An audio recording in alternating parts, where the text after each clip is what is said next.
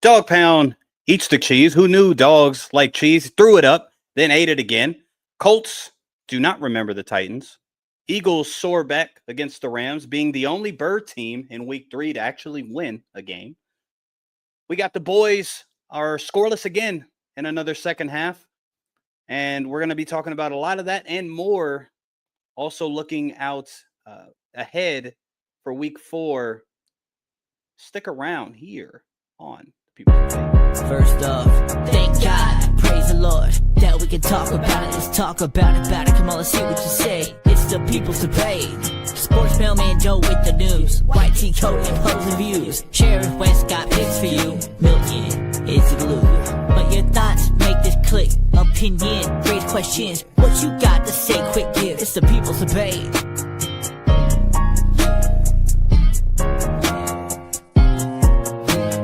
It's the People's Debate.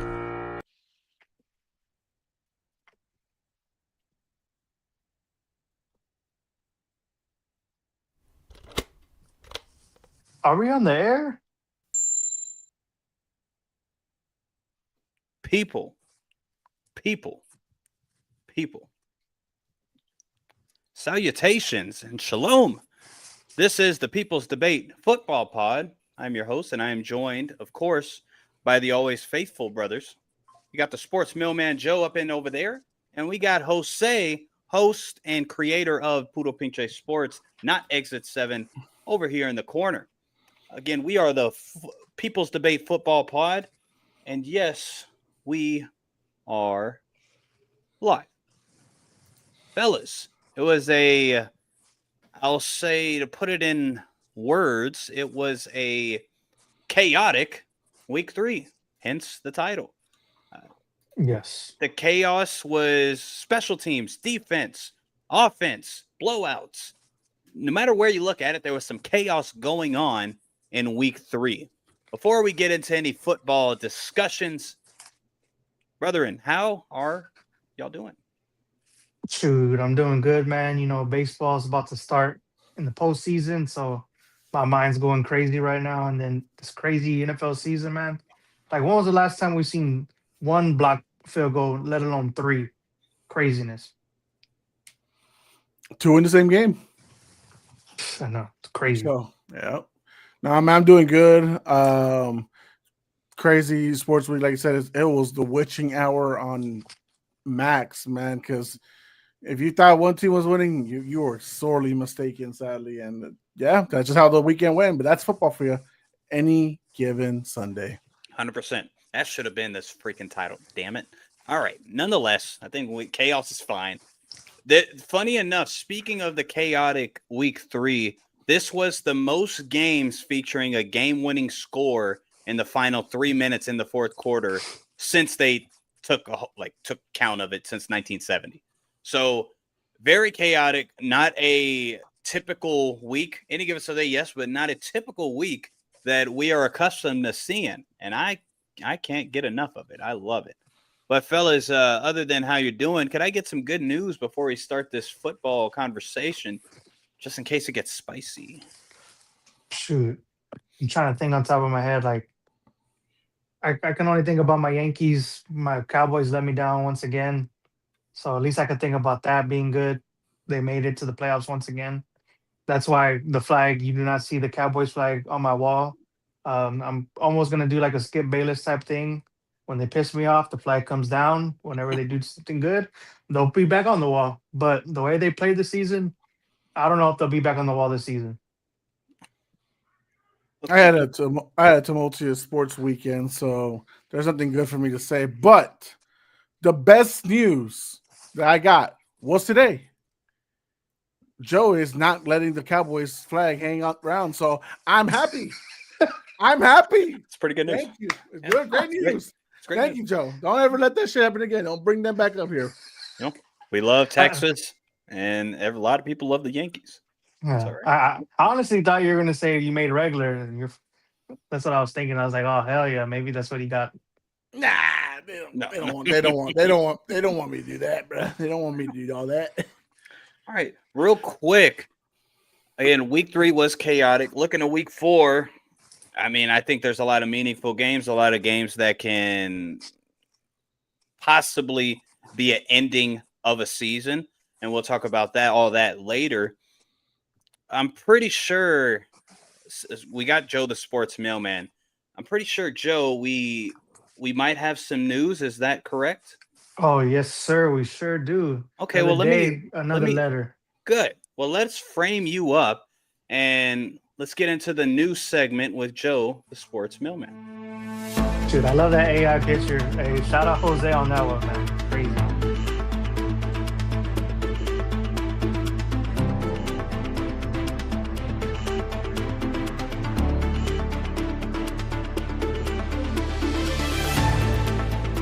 Alrighty, everybody. Bunch of news from this past week. I don't know what was in the air. I don't know if people were not taking their Wheaties this week, but a bunch of injuries from this past week. And it's sad to say some of these guys are actually lost for the season. Probably the biggest injury from this past weekend, all pro defensive end, Nick Bosa, man. Unfortunately, he played out throughout the whole game. So crazy. Kudos to him. Torn ACL out for the remainder of the season. Like, I don't know how much more the 49ers can take, man. It's just another guy hurt, another week. It's just like, bro, like, hopefully Brock can come back soon enough to try to weather the storm. You know, George Kittle, they're saying maybe another couple more weeks because of the hamstring. So it's just not looking good for a 3-0 team, which is crazy to think that they're undefeated, but yet their top players are all hurt right now. We're gonna do a soundbite for the Nick Bosa. Hello, darkness, my old friend. Cause I saw you, Jose. Yeah, it's just Oh, play that violin. Play that violin. Mm. Yeah. Oh no! All that San Fran's got the easy path. Oh, It's a man. It's really it. This has to be investigated, fellas. I gotta say, because what the heck? I saw what you posted on your channel, Jose. As far as year by year, they're definitely top 10. A lot of times, top 3 in most injuries per team, and a lot of times it's very key players getting injured at that. Yeah. They need to be investigated. I don't like it. Well, the thing I'm gonna always mention, like the way I've been talking about like turf and grass, you know, different stadiums have different ways of how they play the players on the field. I wonder how much of that is, you know, going back and forth from that, because it seems like the 49ers just continue to happen every single year. I don't know. It's like they're striking the conditioning coach or team doctors. What's going on in San Francisco land, which causes like their top guys always get hurt every season for some reason. R.I.P. Yeah, but moving on, man. 2 key running backs for their respective teams were lost this past weekend. James Conner with the fractured ankle, so he's going to be out the remainder of the season. And Najee Harris was going to be that veteran back for the Chargers. Torn Achilles, man. Unfortunately, he's out as well for the remainder of the season. So 2 key running backs for their respective teams gone for the season now. Yeah, I just want to say to Jose, fantasy-wise, we'll see each other again. Hold that L. Okay. Calm your damn titties, because I lost and I still scored the second highest out of everyone. Yeah. If I didn't have you that week, that's about it. I beat anyone. I appreciate else. it. I appreciate that one, by the way. So you're right. We will see each other down the line. We will. And I will be putting that belt to Milton. Okay, right on. If I would have paid attention and not known that Juwan Jennings was out, I would have won this week. That's my blunder of the week right there. Let's do another one. Hold on. Hello, darkness, my old friend. All right. Gonna hit us with that copyright strike. I think it's the. I don't think so. Not that one. All the sound bites that I got, it says they are royalty free, so they better be. I'll let you know if it's not. But go ahead, Joe. Sorry. Yeah, but moving on. Also, like, more guys were getting hurt this past week. 2 key wide receivers for the respective teams. Mike Evans for the Bucks with a hamstring injury, going to be out for the next 2 to 4 weeks. So hopefully he can come back. But good news, Chris Godwin is on the way back, looking towards playing this week against the Eagles. So that's good with them. Hopefully him and Ibuka can get some connection going with Baker, because Baker's been balling this season. And unfortunately, man, the little lamb that was, CeeDee Lamb ankle sprain, man. It looked horrible whenever I first looked at it. I was like, man, like I thought he was gonna be. They were gonna say done for the remainder of the season. He's gonna be out the next 2 to 4 weeks. They'll reevaluate him in 10 to 14 days. They said so. We'll see if he comes back sooner rather than later because they need him. Sure do. That's all I got. And then moving on, man, it finally happened. Russell Wilson is getting benched for in favor of the rookie Jackson Dart. So hopefully, Jackson Dart, the Cam Scatterboo connection gets going and it can go crazy because I don't know what it is, man. Cam Scatterboo is all over my TikTok, the way he be acting crazy, and I want to see it happen in New York. Like I do not like the Giants whatsoever, but seeing them as like a tandem together, it makes me want to actually watch the game Sunday. Let me ask you, fellas. Let me pose this to both of you. When it comes to Jackson Dart now being labeled the starter, does this do anything positively for the team this year? Does the reason why I ask is because I think the upside is probably there, listening to how the players talk about Jackson Dart. However, when you watch the tape of the offense, Russ, yes, I mean, he threw the ball away when it was fourth and it was the end of the game. That was idiotic. He didn't give his players a 1% chance to make a play. I understand all that, and I get it. But I'm not mad at the Russ benching, just Jackson Dart starting. When you look at the offense, receivers aren't open. The offensive line is terrible. Thomas was out there for a little bit, came off the field, looked even worse. Does this move the needle for this team this year? That's my question. I think it does, just because Brian Dable is probably on the hot seat, and they need to see if Jackson Dart was the right answer for the first round pick. And Brian Dable needs to try to get some kind of lifeline. So if Jackson Dart shines, like, not saying he has to show wins, if he just shows progression and he shows like that lightning rod for that team, he'll get another lifeline. He'll get another season to kind of progress with Jackson Dart. I'm like, hopefully he does, because I know how high you are on Brian Dable, Milton. But let's see if he's out of lives, or if it's finally time to continue with him and Jackson Dart. We're really early in the season. We're week 3. The Giants have no wins. There's at least 6 teams that are contending, right, as far as outside of like division leaders. So there's 10 teams, at least in the NFC, with 2+ wins. They're not that far apart. They could have won, let's say, week 2, right? They could have beat the Cowboys. Yeah. Schedule's not any easier, but at the same time, this is it. This is the year for Brian Daboll. This is the year for Joe Shane. Those guys are gone if they don't even like give John Mara, the owner of the Giants, a glimpse of hope with Jackson Dart. So you had to bench Russell Wilson no matter what, because Russell's never going to be your long-term plan. He was always going to be a bridge. Yeah. I get that. I can see Brian Daboll and company sticking around if, let's say, they go 7-7. So finish the year 7-10, something of that sort, or better. I think if it's any worse, I don't think they will. I think maybe that's why they're starting Jackson Dart, because when I watch the offense play, my play would be Jameis Winston, because I don't see how another quarterback just makes this team that much better.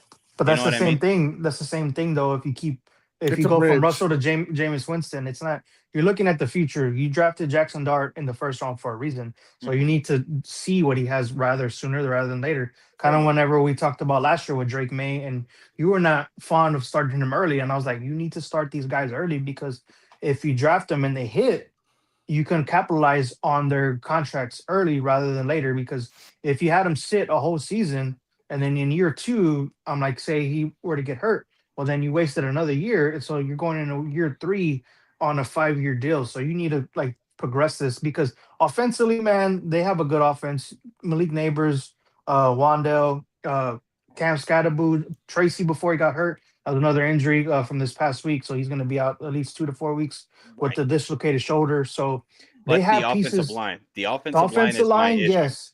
And Jackson Dart, luckily, is able to be an escape artist, where he's able to get out of the pocket. And maybe that's what they need, to give these offensive linemen a couple more seconds. Like, hey, like I can hold him off for two-ish seconds. Well, Jackson Dart can extend plays with his legs and stuff. Unfortunately, he would do it in the SEC, but he would do it to an extent where he would hurt himself instead of getting out of bounds. At the end of the day, the coach, the GM are just trying to save their jobs. Right. Yeah. Right. They have and no matter what, this is a contracted player. He has to go out there. You're not going to win with Jameis. You're not going to win with Jackson. You're not going to win with Russ. You look at the schedule for the Giants. It's a rough road no matter what. You Yeah. got the Chargers next. You're probably going to lose that one. You got the Saints. Maybe you'll win that one, but we don't know. Spencer Rattler's actually looked a lot better than people thought, but I still got them 0-17. And then you got the Eagles, Broncos, Eagles, Niners, Bears, Packers, Lions, Patriots, who are decent, Commies, Vikings, Raiders, and Cowboys again. Like, there's not many winnable matchups on It's that like schedule. two, three, maybe.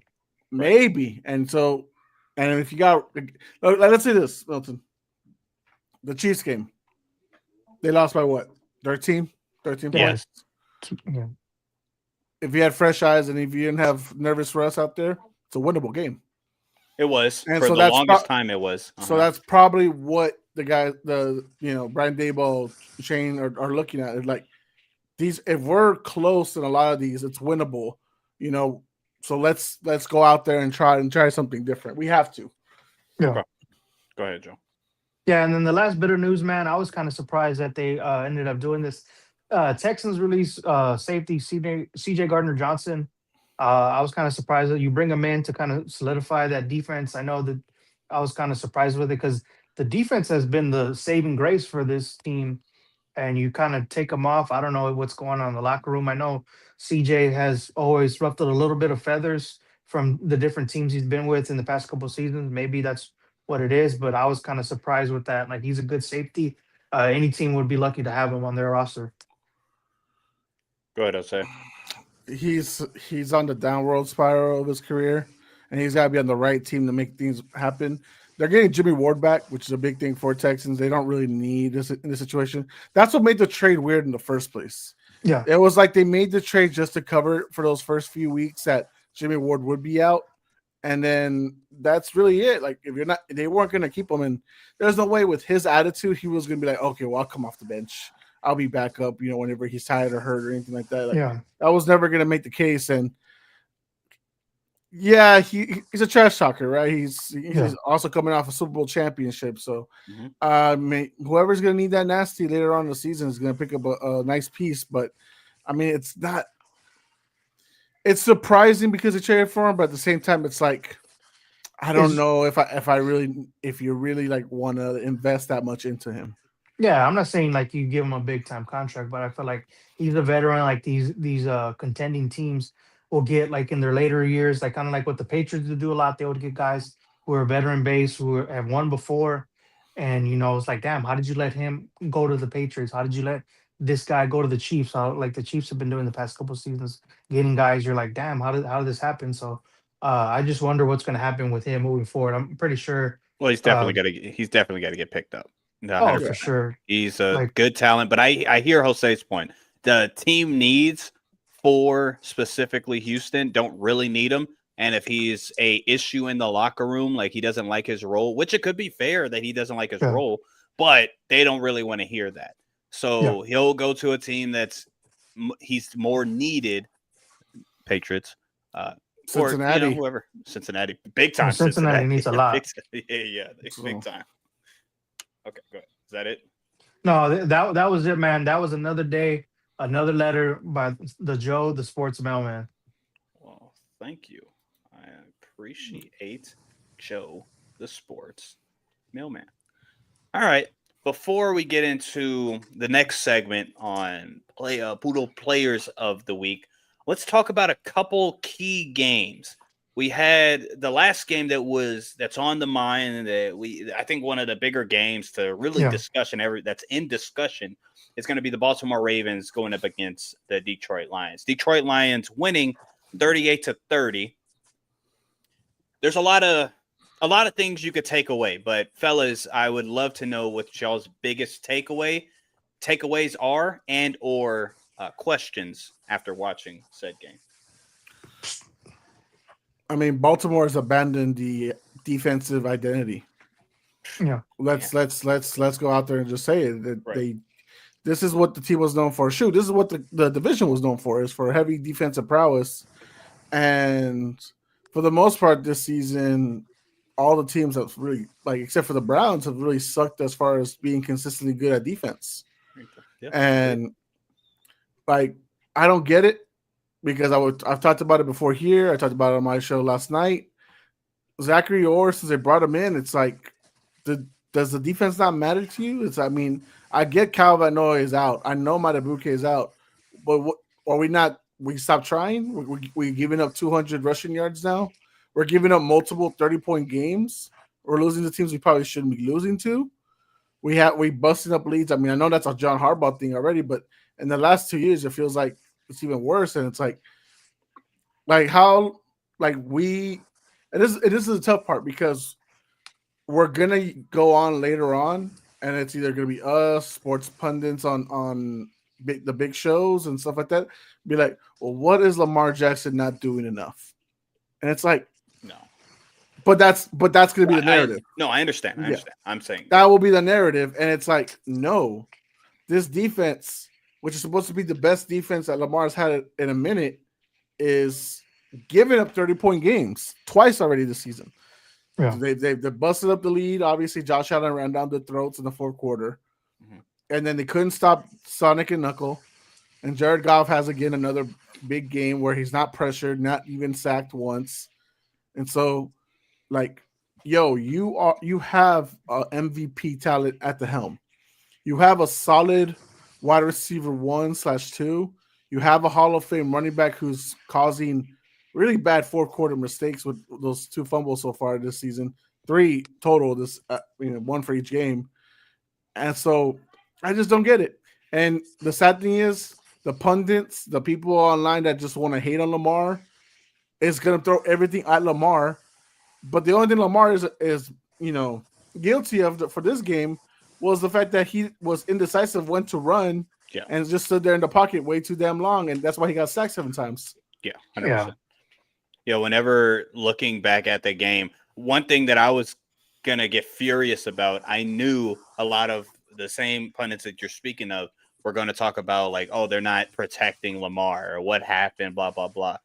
I would say more than half. I would say at least, I think statistically, like 3 of them were on the offensive line. The other 4, Lamar was just, and fair enough, there was a lot of the receivers weren't open, et cetera, but you are Lamar Action Jackson. Run the ball. The positive I will give Detroit, though, they did have a spy consistently kind of reining in Lamar. But nonetheless, yeah, the only flack you can give Lamar is that. Passing the ball, he's fine.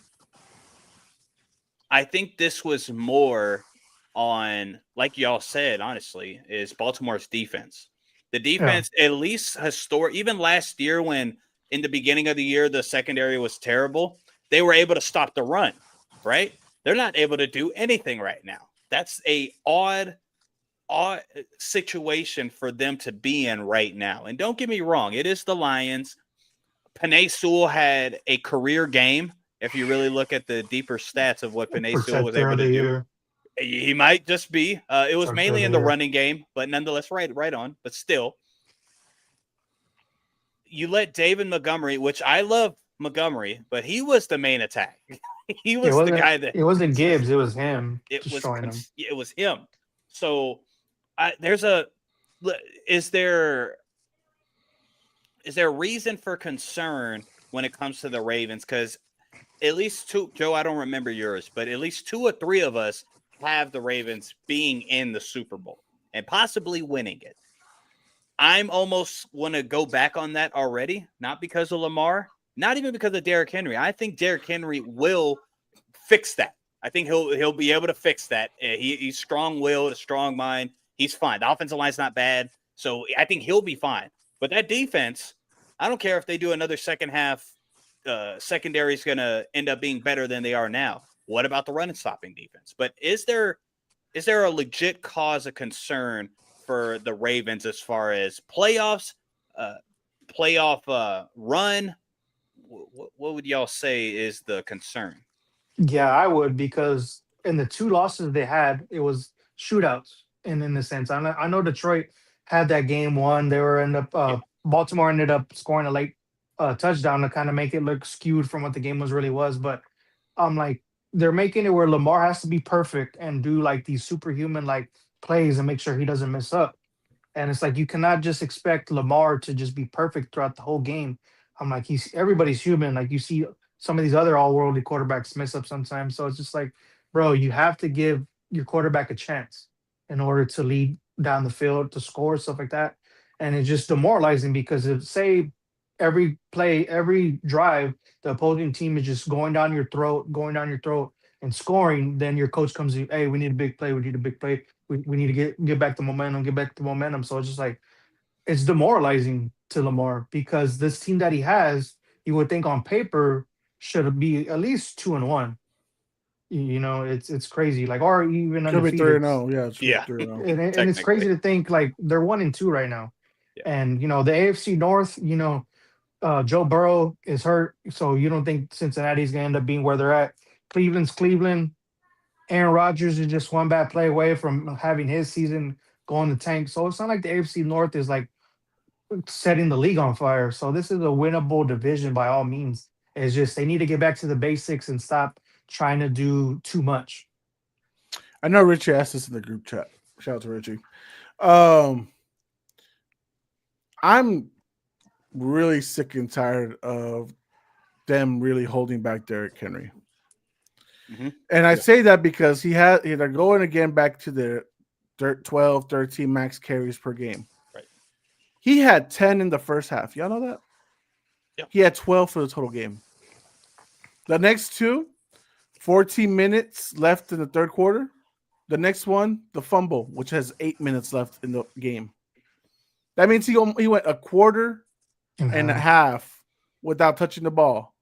And y'all are wondering why he's cold Good point. and why he's getting punched out so easily.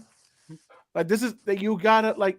I'm sorry, I know y'all trying to reserve his legs. This man spends $250,000 a year on his body, on his health, to make sure he is prime and ready every game, for every snap. Mhm. And y'all are holding him back and holding back your team with this nonsense. I'm getting real tired of whatever was it Munkin? That's Munkin. Yeah. Todd Todd Munkin. Munkin. I'm getting tired of these coordinators and the coaching staff entirely. Like we can't do that. You can't go from the 14-minute mark, 14 minutes left in the third, and then all the way to 8 minutes left into the game of him not touching the ball. Running backs need consistent feeding. This 100%. is why I get frustrated when people are like, man, Ashton Genty's a bust. Well, how's he a bust when he only gets the ball like about 14 times a game? And that's a different story as well. But yeah, go ahead. And it's like, and we're talking about a Hall of Fame guy, a guaranteed Hall of Famer, guaranteed gold jacket, Yep. like one of the best of all time. You could argue top 10 already, top 5, wherever you want to put him. Mhm. Why are we holding this back? Because we want him ready for the playoffs. You ain't gonna make the playoffs if you're gonna be acting like this.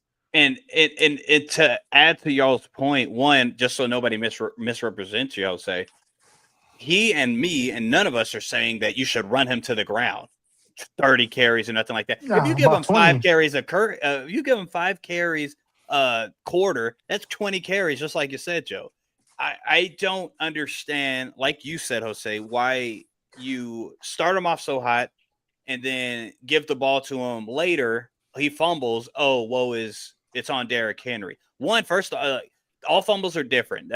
Hutchinson actually just made a play that play, just to put that in perspective. He didn't expect Hutchinson he passed him and he's just going to whip back. He didn't expect that, one. But then two, like just to your point, you can't just give the ball to him every now and again. He's cold. He hasn't ran the ball, especially a guy like Derrick Henry. He needs to be consistently utilized, not beat down, but consistently utilized to get the best out of him. And that's what we've seen in years past. There's history of that.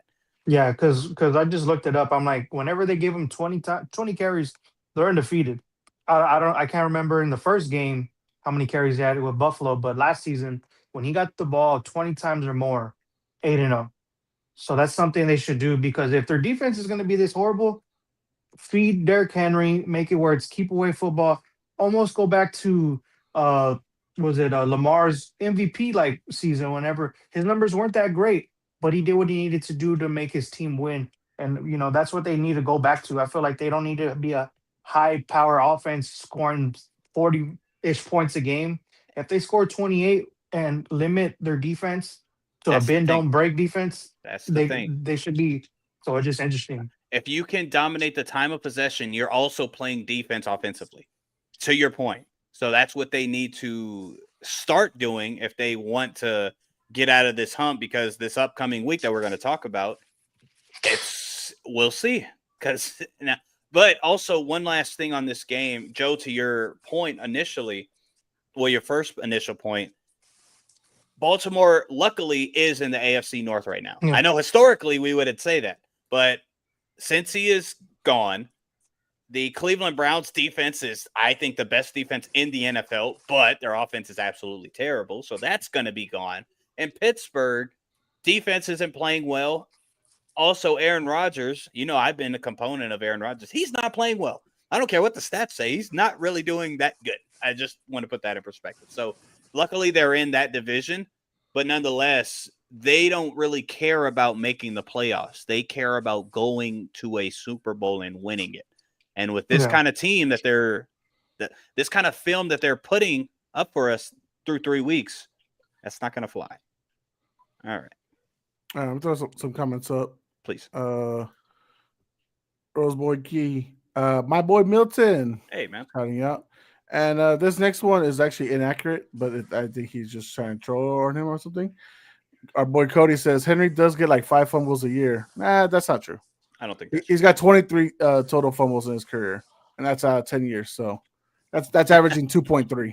Right, the math, right? The math doesn't math in that. Well, I think he's just going by you fumbled in every game so far. So, well, that's not 5 fumbles though.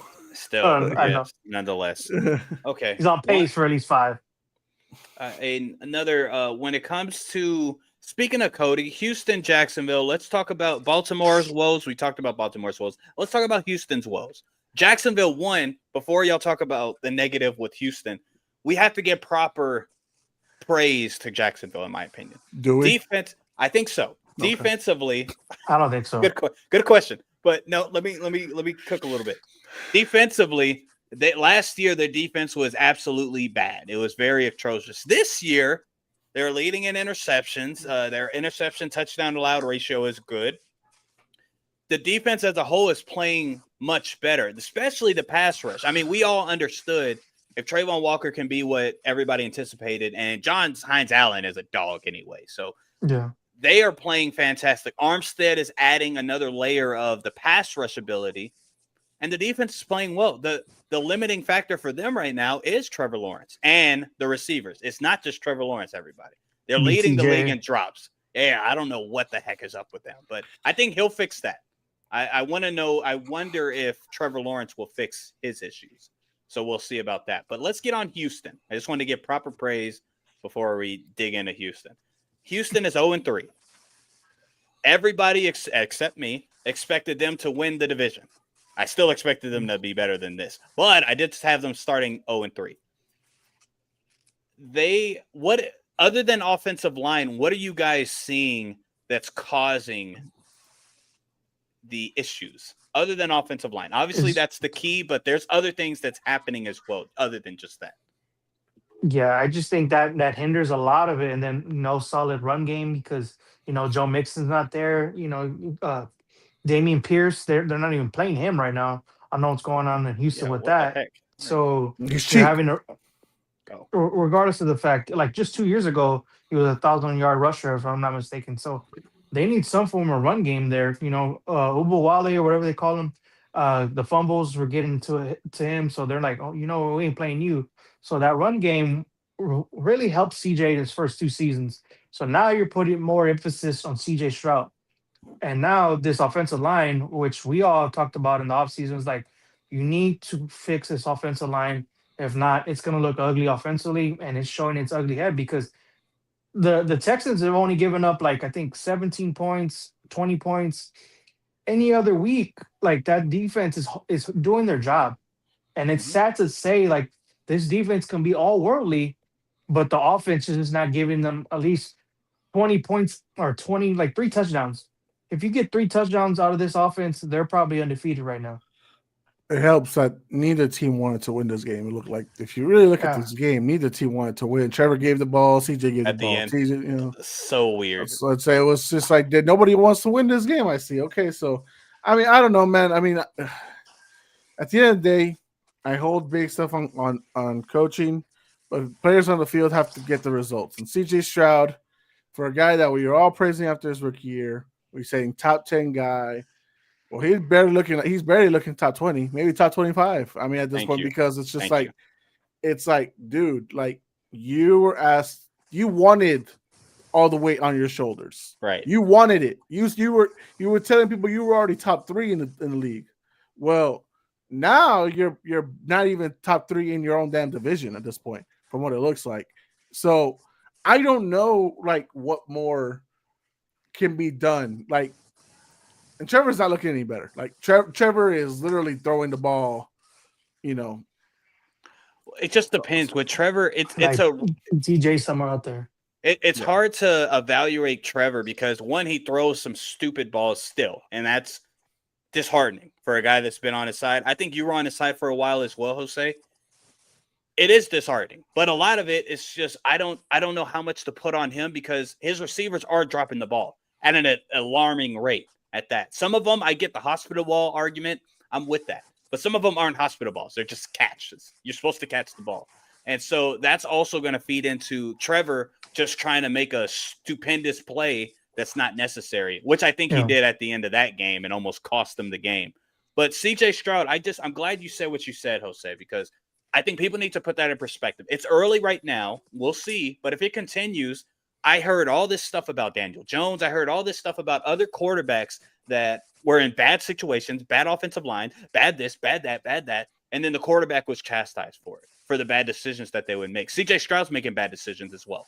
Okay, so I just want all that to be in perspective because I love CJ Stroud. I love me some CJ Stroud. But let's all be fair.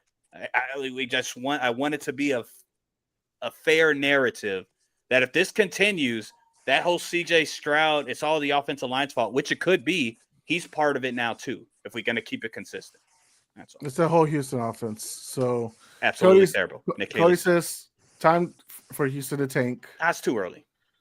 If they No. lose again, they lose 0-4, it's time to tank. In that division, If you lose to the other 0-3 team in your division, Yes, 100%. Yeah. 0-4. I'm like, Go ahead, Joe. if they get to 0-4, should D'Amico be worried about his job? no. Not this year. No. Now, next year, if they start off bad again, and let's say they fire the OC and then they bring somebody else in, They and will that's fire still the coaching bad, staff. The coach, Yeah. the rest, like he's gonna get a new coaching staff for sure. Nick Haley, Because can he pick an offensive coordinator like a good probably one? not please? good. He's probably not We don't good know. at that. That's the thing. He might not be the one picking the offensive coordinator. It could be the defensive GM, coordinator. right? It might be the same thing as Nick Sirianni. The same thing as last year. Like the GM, the staff, the owner was the one that picked the rest of the coaching staff, and that might need to be happening. So, Cody has another comment from the earlier conversation. Also, Henry has had 12 fumbles so far in the past 4 years, so closer to 5 than 2.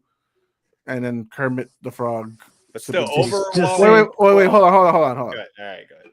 Your math is bad, Cody. 12 divided by 4 It's is 3. 3. So actually, 3 is a lot closer to 2 than it is to 5. So Cody, if you've been doing, hey, it's hard to do math that way, man. All right? Hey, Cody, I don't know what's going on, brother. I know the Astros might not make the playoffs. Oh, come on, don't beat them Texans lights starting down. off. Jeez. no, hit him where it hurts. Hit him in the kneecaps. Oh wait, no, Fred Van Vliet doesn't have any knee. Oh, I wow. didn't even want to say that either. I'm like, There's a lot of for, beef here. I don't. for a Like Houston fan this week is not great at all. right now. It's not looking pretty. He has another comment. CJ is good, y'all. Chill. Look who's calling his plays, bro. Worst play caller and probably worst O-line in the league.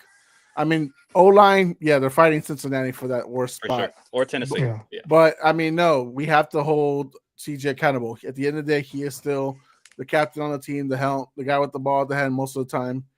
Like Milton said, yeah, he's dropping the ball a lot, but that doesn't matter. At the end of the day, he is captain, and That's it. If it's consistent, I get it. Offensive line is a key thing. I've said this, and that's why I defend some of these quarterbacks that a lot of people say are booty cheeks. But if they're consistently playing like that, okay, well, let's stay consistent. Well, see, everybody loves CJ. I don't care that you love CJ. I love CJ. But if he sucks the rest of this year, that's 2 years in a row that he's not played that well. That's the objective truth. Offensive line, off offensive line. Y'all chastise all these other quarterbacks.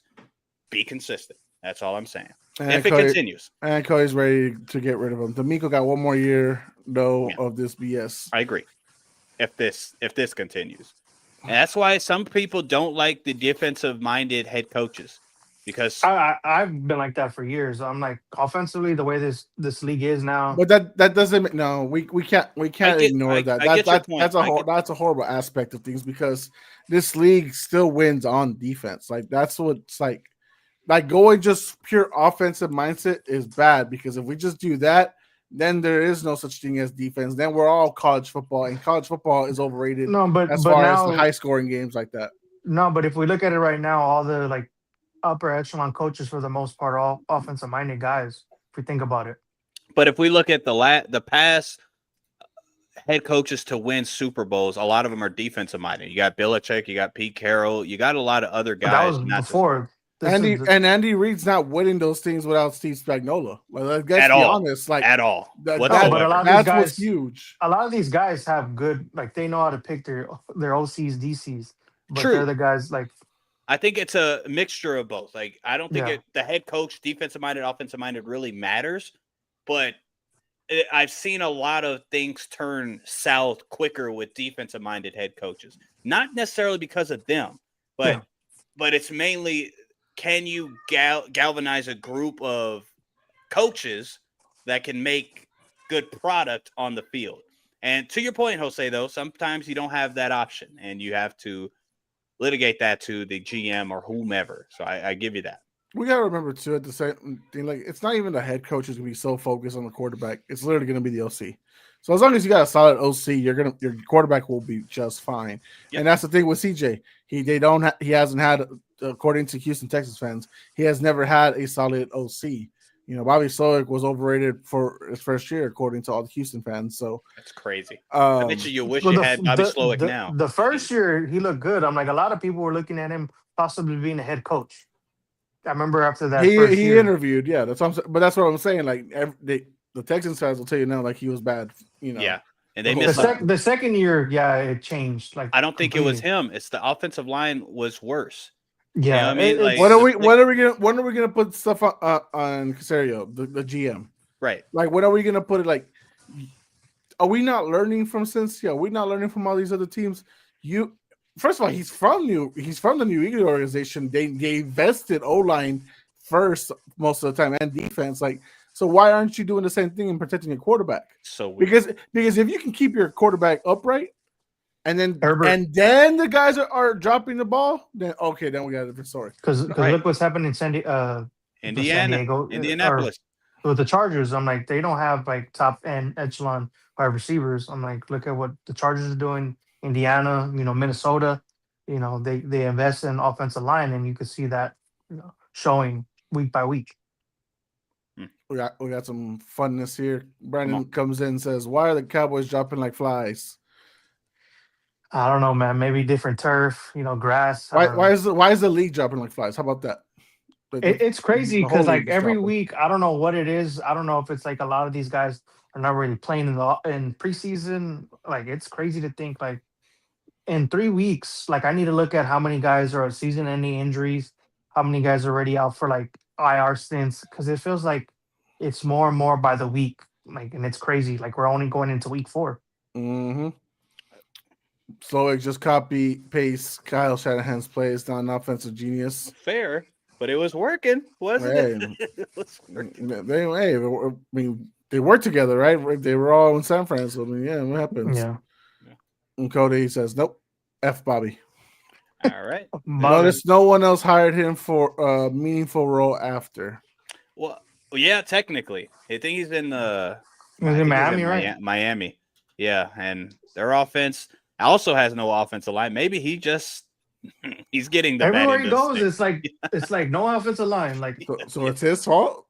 Right? No, it's his fault. That's the it's his fault. The GM and the organization can't keep people. Yeah. Okay. Yeah.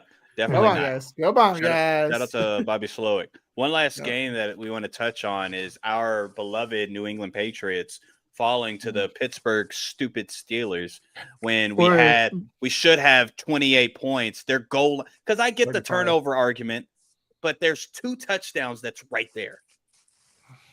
But Jose, talk to me about this game, please. It was aggravating. It was torturous to watch as far as like how good we look offensively up until we decide to just hand the ball to the other team. Yeah. It's crazy because look, I get it. People, maybe us Patriot fans are way too high on our guys early on. We were looking at Mike Vrabel, we were looking at the system, and like for some moments, for a lot of this game, even not the Raiders game, of course. We're looking good. We're looking a lot better than we feeling last year. I mean, last year we could barely even move the ball or even touch points. This year we're at a record rate compared to Gerard Mayo time. But it is insufferable, like to watch drive after drive after drive. I can't believe we went to the end zone at the end of the half, and then Drake May decides to cough it up, and then we finally run the ball at the 3 like we're supposed to, and then he coughs it up at the half-yard line. Mm-hmm. So Ramondre Stevenson, notorious fumbler, rewarding the Steelers defense. The Steelers defense, props to them, had been giving up 30 points a game for the first 2 weeks. Right. They were about to probably do the same thing had they not caused those 4 fumbles and got that 1 pick. Of course. So props to them. Props to TJ Watt. Saying, "Hey, let me get some meat off that bone." So he made some plays, but there's nothing from the offense from the Steelers that impressed me. There's nothing that looks good. Aaron Rodgers looks like the homeless man. He, with the Funko Pop helmet. My God. Somehow, some way, he should get that. and I don't get Pop Douglas why he got the ball in that 4th and 1 and ran back 2 yards to get no gain. Fall. The gravity's on your side. Fall. But this is what. But why did we bring on Stephon Diggs? That's my rant. Why did we bring on Stephon Diggs if we're not going to use him for these situations? Yeah. Why are we wasting his time? Even Mac time too. Even Mac Hollins, he's a dependable possession receiver that knows how to make plays in the position, like in critical times. So we didn't use either one. We used Pop Douglas, which I love Douglas, but we have like look. You're not gonna believe me. Whatever. We are improved. We are improved. Oh yeah, big time. 100%. But my God, get your shit together.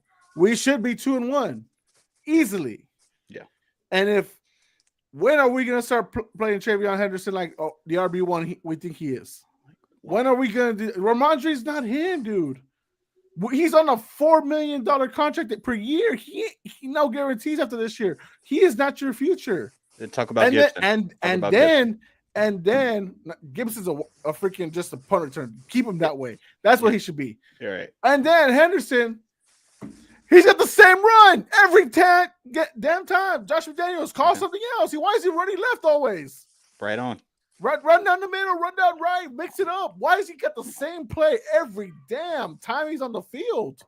The only thing I can think of is there was 2 or 3 plays the last game, not this game, that Henderson was being utilized as a pass blocker for the quarterback, and he absolutely missed the blocks. And so I was thinking, okay, Mike Vrabel is pissed off at that. Especially Henderson, he was known for being good at that, right? And Vrabel needs that out of his running backs. So I was like, okay, maybe that's what it is. But then also I saw what you're saying. Anytime you bring them in, you're doing the same exact style of run. How do you expect that to work? Because it worked in the preseason. We all remember that run. I got it. Or the tosses left that was working. Sure. That's preseason. Also, now it seems like you're backed up in a corner. You have no choice. Gibson fumbled. Ramondre's a fumbler. Just give him a shot. Give him a shot. I mean, look, defense is holding their own. They didn't get any sacks this game. It's fine. They were leading the sacks before that. It's fine. It's not a big deal. But we got talent. It's enough maybe for a wild card. Maybe. Just maybe. but let's use it. Let's like that's the frustrating thing for any fan. Dallas for Joe, Houston for Cody. Utilize the best that you have on the field, on the roster, and just go. That's all you can do. If you don't do that, then you suck. Then you're just like a career Bears fan. Yeah. And we don't want to be Bears fans. Nobody does. Nobody Even Bears fans, they don't want to be Bears fans. Number 2 in stopping the run, Jose. We finally got that. Milton Williams was actually a good investment. I told you. Right on. I didn't know. It was a lot of money. That's a lot. I of money. don't know. In the last year, I've invested a lot in guys named Milton. So you're welcome. We do this. And you're also welcome, Joe. For Joe Milton. No. The last thing I want to bring up, not even about this game, the Eagles offense finally decided to show up in the third quarter with 12 minutes left. I was looking at whenever the highest percentage of the Rams were going to possibly win this game. It was 12 minutes left to go. They had 95% chance of winning this game. And finally, A.J. Brown came out of his cocoon or underneath the rock. I don't know what it was, man. Like, they finally decided to say, hey, we have a couple good guys besides Saquon Barkley, who's been struggling the past couple weeks.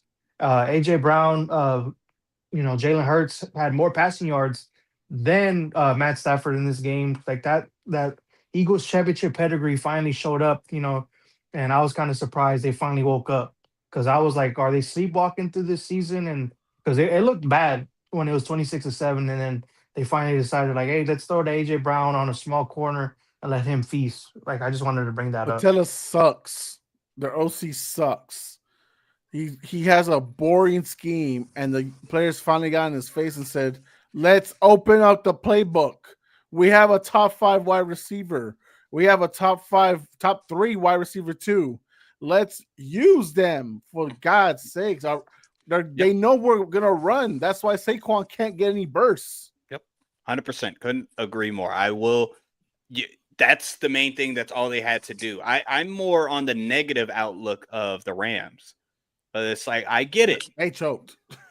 Yeah, I get it. Like Joe, I get it. Like the offense started opening the playbook, started actually giving the playmakers plays to make, right? Yeah. The Rams, I don't understand it. Like you had every single opportunity to kind of just kill the game. You played way too conservative, which you knew wouldn't work after a couple big plays by the Eagles. Yeah. I don't understand it. And luckily it's early. I hate when teams start going conservative. It's like it's not game over. When the fuck will you learn? Zeros on the clock is what you need. And it's the Eagles. Yeah, a lot of y'all guys on the Rams side dislike the Eagles.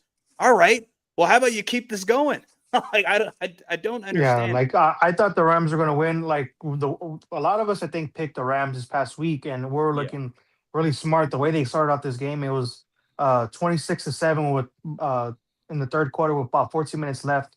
After that, they didn't score a single point. So pretty much 2 quarters, 26 unanswered points. Yep, it was crazy to think like they were up 26-7, and I was thinking, oh, this game's over. Like I kept it on the YouTube TV, and I was like, oh, let's just see how it looks. And all of a sudden, it looked like Rocky coming off the mat with the Eagles, and it was like, boom, it's just crazy. Yep. All right, we got questions. We got questions here. Comments.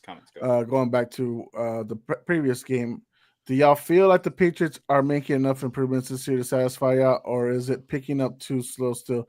No, I mean, Milton, I said they started picking up better in the second game rather than the first, and I think they're improving. It's just like utilize everything you got this offseason. That's all I'm asking for. Like that's really it. I couldn't say it better.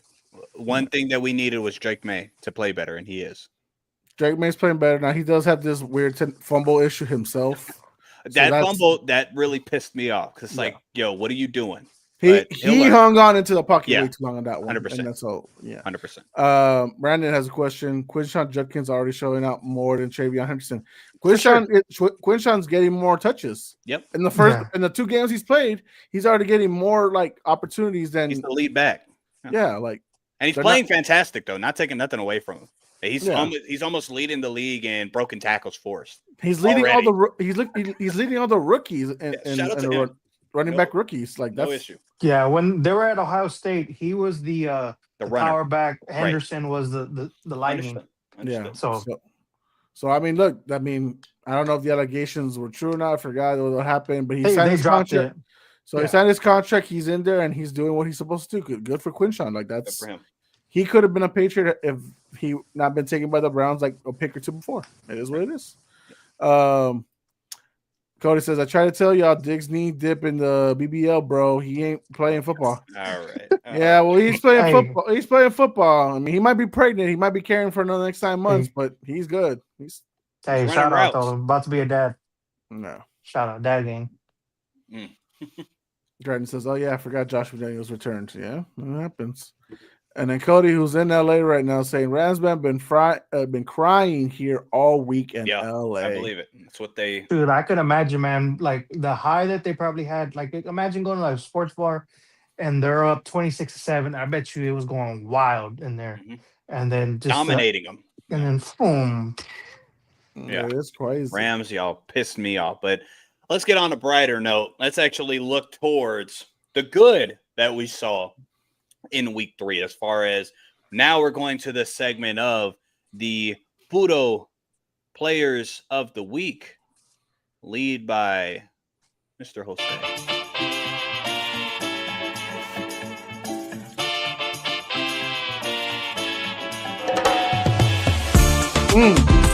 It's spicy. It's dirty. Yeah, nasty. So eggs is heaven. Good for you. Yeah. Get on. What's Yeah. going on? Good ad lib. Welcome, guys. Welcome. Of course, this is my Photo Players of the Week. And as you know, I talk about rookies, defense, offense, protectors, MVPs, all the good stuff. And I might give some honorable mentions to some guys. Maybe, maybe not. We don't know. We'll see. But, you know, we had a solid week 3 where everyone stood out. Last week I said rookies didn't stand out. Nah, plenty of rookies stood out this week. 100%. But there's one in particular that I got to shout out because he finally got out the doghouse. And they said, you know what? Finally, I'm going to unleash DJ Moore and Romo Dunzis, love child. And that is Luther Burden III. 100%. Luther. What a great game. Finally got out the doghouse. Because for whatever reason, he got in trouble with the coaching staff or whatever. He wasn't getting many shots on the field. But the second he got the shot on the field, he took the opportunity. He got the separation. Caleb found him. He said, you know what, 10? I know you used to be 87. I remember you used to be number 13. All in one season, you were 3 different numbers. But I find you. I see you. And my God, did he go big? What was it? 101 yards, a touchdown? 3 receptions, 3 targets. Yes, sir. Yeah, so, I mean, shout out, finally, out the doghouse, Luther Burden, rookie of the week. Defense. Look, there's some really good defense this week. There really was. But shout out to this man. Not only did he get a pick 6, Yeah, dude. he got a fumble recovery 6. Oh, He got a perfect PFF grade of 99.9. He is from the Vikings, Isaiah Rodgers. What a Crazy. game. One of the my best defensive performances Crazy. I've ever seen in my life, dude. Jamar Chase is your number 1 receiver? Not according to Isaiah Rodgers. Isaiah Rodgers. Quick shout out to I in the offseason, I don't know if you guys remember, but I said that's one of the big pickups. Never that I ever think this would occur. One of the greatest defensive performances ever. yeah, I think that's like the first time in history something like that's ever happened. What he did. I know at least the last 30 something years, I'm pretty sure that is a fact. But it was beautiful to watch. It was great performance by him. The defense, obviously, the whole team. What was it? 48-10 shutout. So Yeah. good things there. Keeping it in the NFC North. Offensive player of the week. They call him, what they call him? They call him Knuckles. Running back 2. Is that what I hear, right? Because the people are ready to declare Jahmyr Gibbs as the guy in the league. Yeah. Well, not so fast. 12 carries, 150 yards, 12 yards per carry with 2 touchdowns, a game-winning touchdown at bat. 100%. It is David Montgomery of the Lions. So that's 3. That's 3 NFC North guys. They won't be a 4th because Green Bay didn't win. Let me tell you that right now. There will not be a 4th. Loser, Jordan Love. Mhm. Good. Sorry. Exactly. Sorry. Puro puto of the week. Anyways, That was good. We should have did that. Good. all right. Protector of the week. Look, Easy. I could have done Paneso again. Okay. I'm not Aw. going to. I can't. Look, I can, but I this list is not fluid. It's embracing everybody. We got to embrace other people because Paneso got his love last week. Okay. This week, give me David Edwards of the Buffalo Bills. Okay. Interesting. This man, a guard, did his thing. No pressures, really pushing Miami defense back. I get it. Miami's ass. I get it. The cheeks. But he did his job. And he allowed again, a stellar performance by James Cook. Again, a stellar performance of Josh Allen. So I'm giving love to the Buffalo Bill and David Edwards. And finally, MVP of the week. Look, nobody wants to give him top 5 quarterback props. That's fine. We don't have to. We don't have to do that. Oh, We don't have to do that. He's a top 10. He's a Super Bowl champion. He yelled in his coach's face and said, "Give me the damn playbook. I'll handle it from here." Jalen Hurts Okay. went out there, cooked the Rams defense. AJ Brown is alive. Devontae Smith is alive. Dallas Goedert is alive. Oh, we got it going on. Jalen Hurts, you deserve MVP for that second half performance because I get it. You started the second half with a fumble, which gave the points 26-7 right there. But you came back with a vengeance, and you fucked over Milton and his damn lock of the week. It wasn't him. It wasn't him. No. He was part of it. He Yeah, made he's sure part to of it. come back. He was part For of the it. the most Georgia part. boys. The He Georgia made boys sure. did it. He made sure to fair do enough. it before Jordan Davis Jordan Davis. sealed it. We need to investigate Jordan Davis. He's in on it. Go ahead. He was in on the parlay. I Damn paid him. I'm gonna tell you right now. You know what Damn it. investigation needed? I paid him a whole dollar. Oh, dollar. He said, "No problem, Jose. I got Pissed me you." off. Because Milton's been talking S about my quarterback, and you've been propping him up. No, You know what? There we go. These are your poodle players of the week. Dun, dun, All right. dun. Well, thank you, Jose, for that. Truly appreciate it. Truly appreciate Jordan Day. He needs to be investigated because any other player would have just took a knee and fell down. But no, he's in on it. Investigate him, all right? Bro, his speed was crazy. They talked about he got up to 19 miles per hour. A man being that big should not be able to move that quick, bro. Yeah, that's terrifying. Crazy. There was an earthquake in Philadelphia that day. I heard. No. All The right. dog That quake. exact moment, it's like everything shook. So, The dog quake. exactly. Before Brandon- we go ahead, yeah. That's what Brandon says Aziz Al-Shair gets player of the week for knocking out another Jag. Oh man. It is what it is. it's not funny. Cody says no more ad libs, yo. No, I might keep it up now. He's I think I'm gonna, just he's gonna add some actually because you said that. Mhm. Alex says that's not Jose. Oh, it was. Trust me. Don't worry. Brandon says, not gonna lie, Chiefs versus Ravens, race to the bottom game this week to see who will be 1-3 is wild. 100%. I can't wait to talk about it. Before we talk about week 4, we have to finish off week 3 with our Not Your Average Joe's top 5 power rankings as we see it going in to week 4.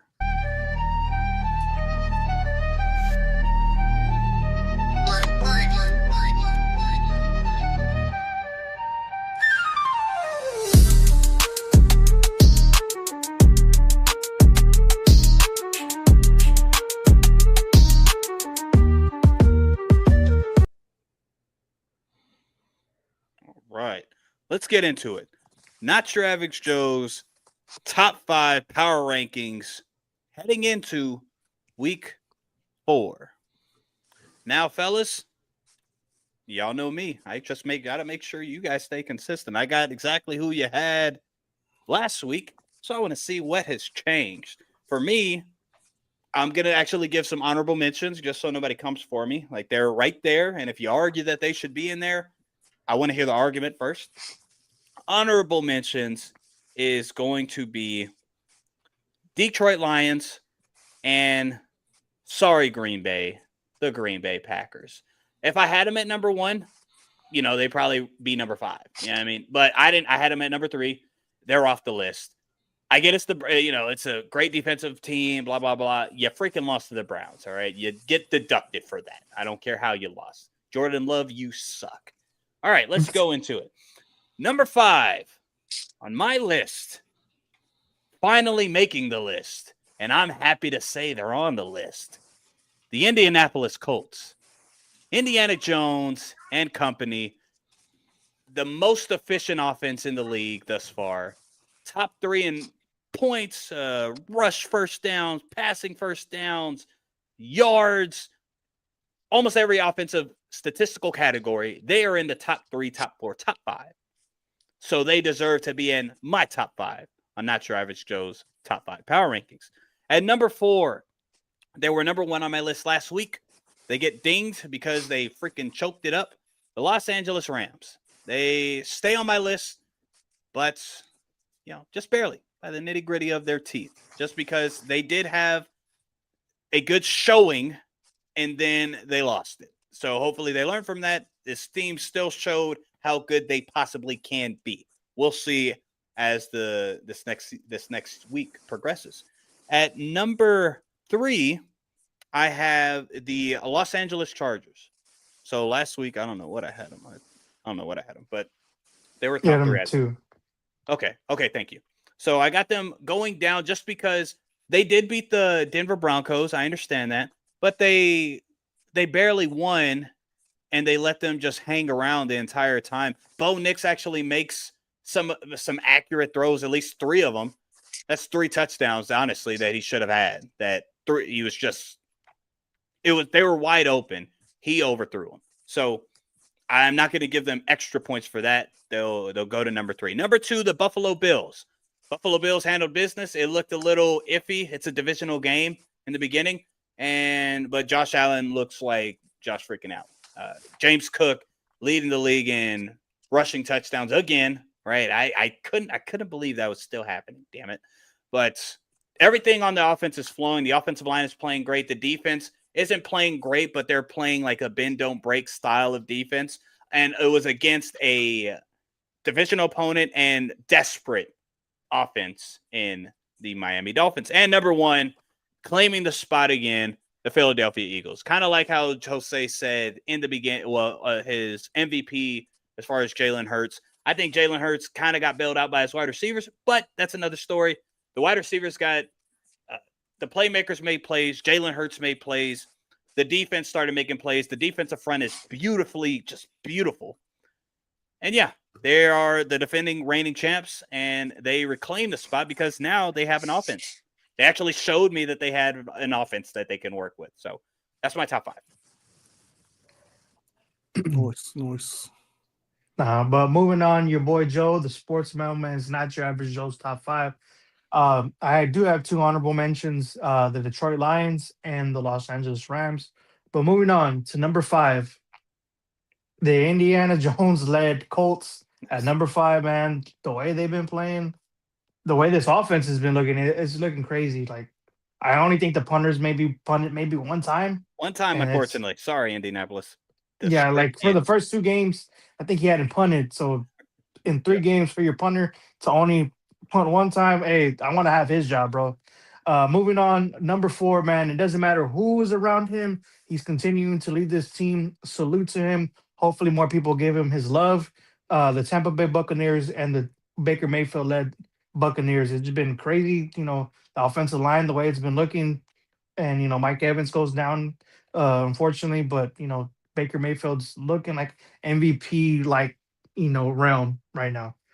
Moving on to number 3, the other LA team, the Los Angeles Chargers, who don't get as much love compared to their counterparts, the Rams, but Justin Herbert is doing what he needs to do to lead this team. Moving on, number 2, the Fighting Josh Allen's and the Buffalo Bills at number 2. And then number 1, the defending Super Bowl champs coming back off the mat, man, with a miraculous comeback, the Philadelphia Eagles. Right on, right on, right on. I'll say whenever you're ready, brother. Switching up headsets.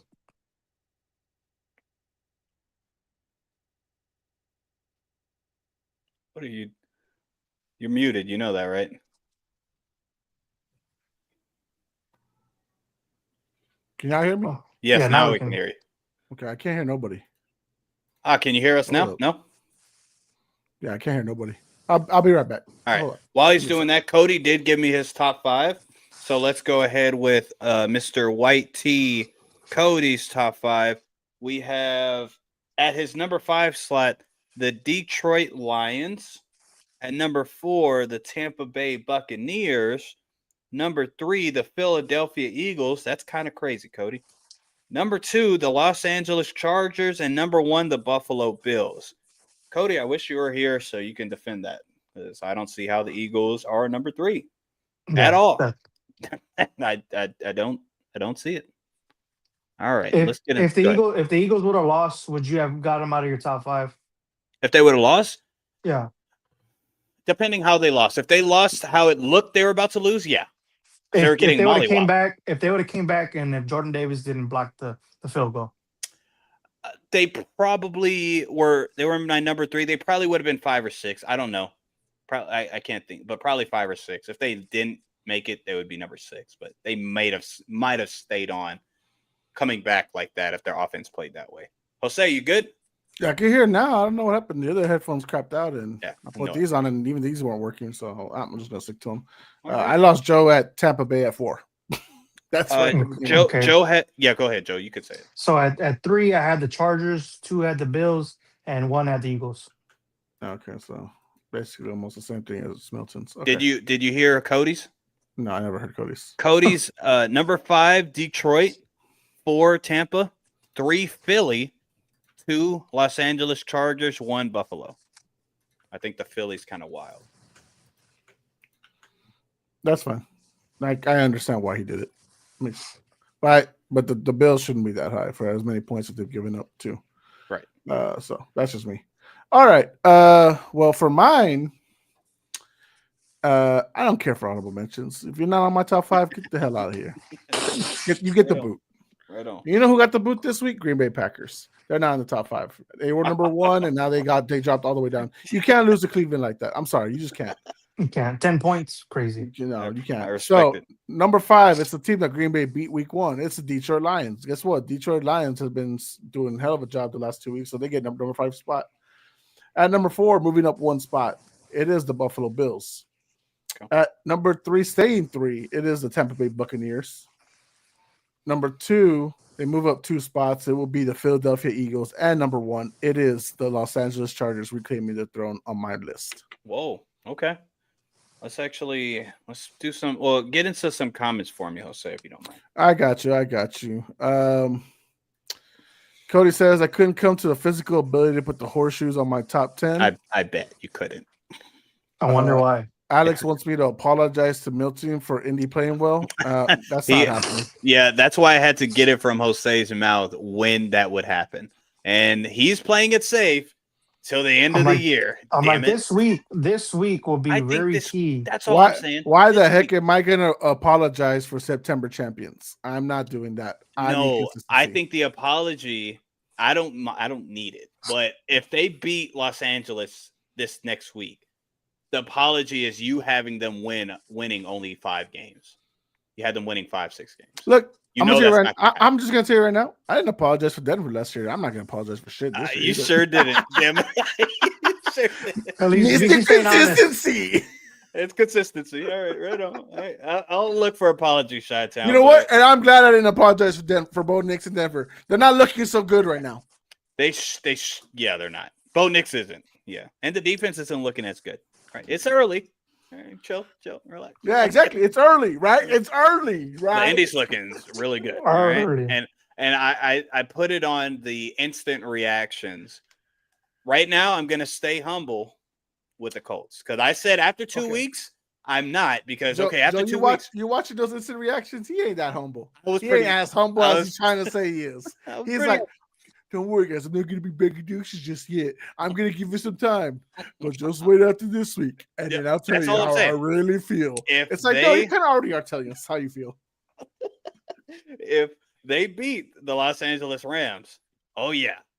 Hey, that humble Milton that doesn't really rub it in y'all's faces when y'all laughed at me. Yeah, I'm not going to be that humble anymore. I'm going to rub it in y'all's faces that you were absolutely, positively wrong. We'll Don't see. worry. There's probably other teams that you selected that you thought they were going to be good, and they're playing like, bad right now. Like, hey, Yeah, don't for sure. mix. Yeah, For so sure.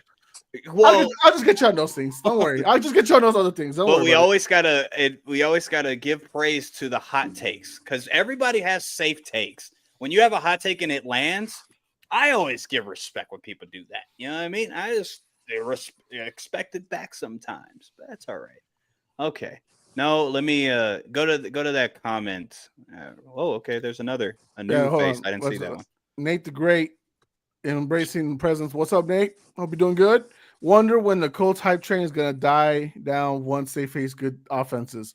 Well, We'll this see. week There you go. against There you go. the Rams, they had We'll a good see. offense and good defense. So 100%. We'll if they see get punched how in they the play. mouth, let's see. It Yeah, could be I mean- 40-0. It could also be a very tight game. We don't know yet. We're about to Jeez. find out. It could be Danny Pennies or Indiana Jones. We do not know. We don't know. And yeah, we will see. And I just wanted to kind of chill all the hate for him, just like chill out. Mm-mm. They're not So, they're not the same. so our brethren, Cody says Saints went 3-0 too right now. They went 2-0. 2-1. Oh, That's why I said when they went 2-0, yes, I was a little bit I jumped the gun. So I'm not But- I said I wasn't gonna do it. Cody just wants to make sure you know, Milton, the fall off begins. Sure, So Cody. I'm gonna ask y'all this: if he does, like kind of like what Sam Darnold did, good season throughout, do you think the Colts re-sign him to like a decent contract, or do you think the Colts are gonna like wait and see with like the draft? No, Possibly? they're probably side him. Yeah. It just depends on how it ends. If it ends where, let's say, they make the playoffs. Let's say he has a Go- Sam Darnold season. Not That's what the I'm 14, not the 14 wins, but let's say he has a successful Sam Darnold season. I Until think the end, unlike Minnesota, because they don't have the future behind them, Right. I think they would sign, Danny agree. Pennies. I agree. So if it goes how I think they'll make the playoffs, lose in the first round, especially I really just think they'll lose in the first round. I think they'll sign him. But I think if the last 3 games that they play, he's the reason they lose, Shane Steichen might see that and say, Ass. yeah, well, yeah, they'll probably say that. And that'll be fair if that happens. Okay. So top 5, let's break it. I want to get y'all's opinion on this because I disagree, but respectfully disagree. The Tampa Bay Buccaneers, Joe, you have them 4. Jose, you kept them at 3. What up, dude? Come on, peace sign. Yeah, there we go. With Tampa Bay, only reason I don't have them is I understand the injuries and they're still fighting in these games. Don't give me Baker now is Mr. Game-winning drive, 3 games, 3 game-winning drives, but it's 2 poo-poo teams. And I get they don't have everything there. I got it. But that's why I can't put them over that because this isn't going to last. If one of your rebuttals is Tristan Wirfs is coming back, that's fair. I understand that. But talk to me. Talk to me on why they should be in a top 5. Like, try to convince me if you can. So with Baker Mayfield, everything's falling apart around him, and he's staying even keel. He's keeping his troops in line, and that's what you want to see out of a top echelon team because eventually a lot of these guys are going to come back.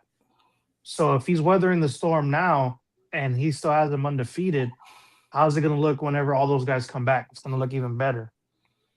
So I get that, but my pushback is the teams that they're playing. If they're playing a good team, I don't see that happening. They're playing poo-poo teams. I'm like the Houston Texans defense is not poo-poo. Their by any offense is means. poo-poo. their offense poo poo, but their defense was holding Baker down until the end of that last couple of drives when he Mhm, was able to put them into game winning positions and stuff. mhm. So that's why I look at it as well. I'm like the Jets one was kind of scary a little bit just because they were up big and then they let them crawl back in. And who did they play the other week that they Atlanta, won? Atlanta, which Atlanta. they should have And lost if Young and Hoku Atlanta, made the field yes, goal. I'm saying, I'm like he was playing behind the 8 ball with the offensive line the way it's been, and for them to be where they're at is remarkable. Right. So that's I why I get. give them. That's why I would give them respect. It's just hard for me to put them in a top 5 Who because who would they're you doing have it. over them then? Who would you rather Well, like? yeah, he doesn't have him in his top 5, so I he don't have. has. Yeah. So I Okay, go ahead. so where would you have them in a top 8? I would Top have you have them them like in top 8. I would have them at like 8. 8. Yeah, because I would have Okay. Green Bay above them, which is not my top 5. I would have Detroit above them, which is not in my top 5, and I got Indianapolis and the Rams above them. But it's just because I get the respect level 100%, and I respect what Baker's doing, and he's not getting The what mainstream love. no, he's definitely getting mainstream love, I think, but he's not getting punished for the mistakes he's actually making. He's making a lot of mistakes out there. Fair Yeah. enough, because he's getting under attack, but he's not getting punished for them because people are dropping the ball, et cetera, et cetera. It's just the teams that they're beating. They honestly should have lost against Atlanta, but again, missed field goal, whatever. Then they So, beat 2 teams that haven't won a game. so then that, but okay.